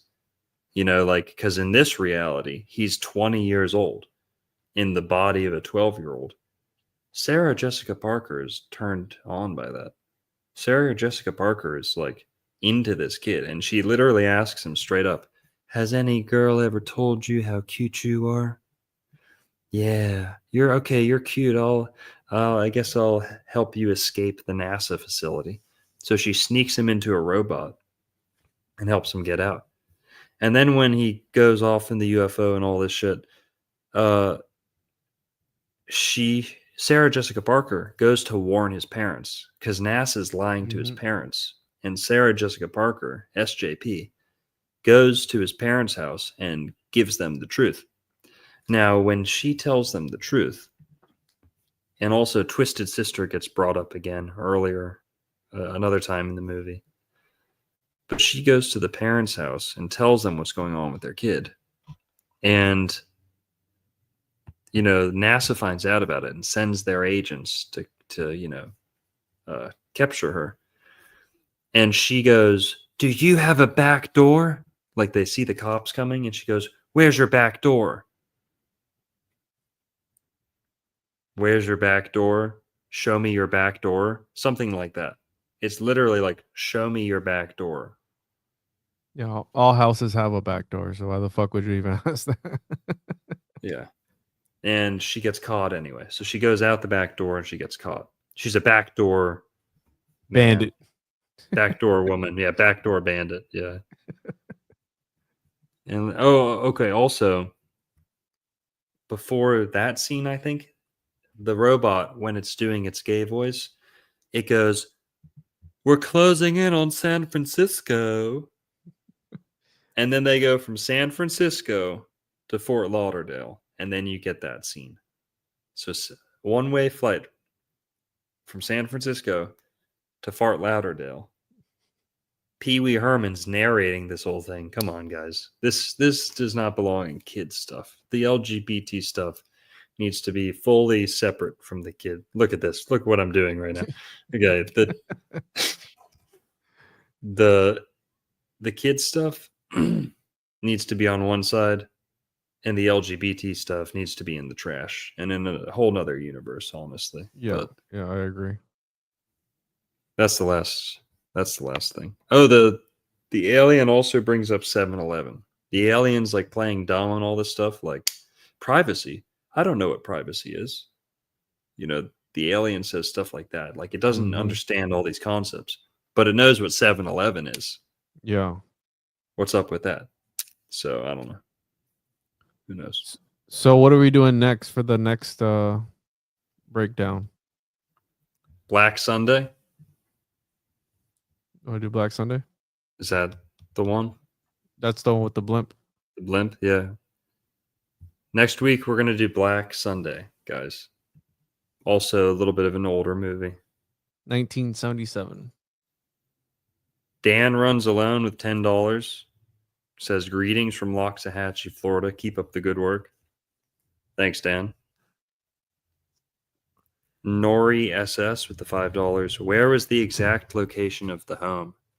I know it's near downtown Fort Lauderdale." I don't know where the home is. It's got to be on the water. Yeah, it's right next to a fold-up bridge. Mhm. So, like, literally right next to it. I haven't really frequented Fort Lauderdale that much to really know much about it, but it's right next to a fold-up bridge if someone can find it. Right. Yeah, we'll do this one next week. It's involves Mossad and some other stuff. Yeah, interesting. FBI, Coast Guard. Let's do it. Good episode, Juan. Yes, sir. Some deep gravy on this one. Yeah, this one went deep. A little too deep for comfort. Too close to home too. They should do this type of shit in New Hampshire or something. Leave Florida alone. But it's the true Garden of Eden, bro. There's plenty more where that came from.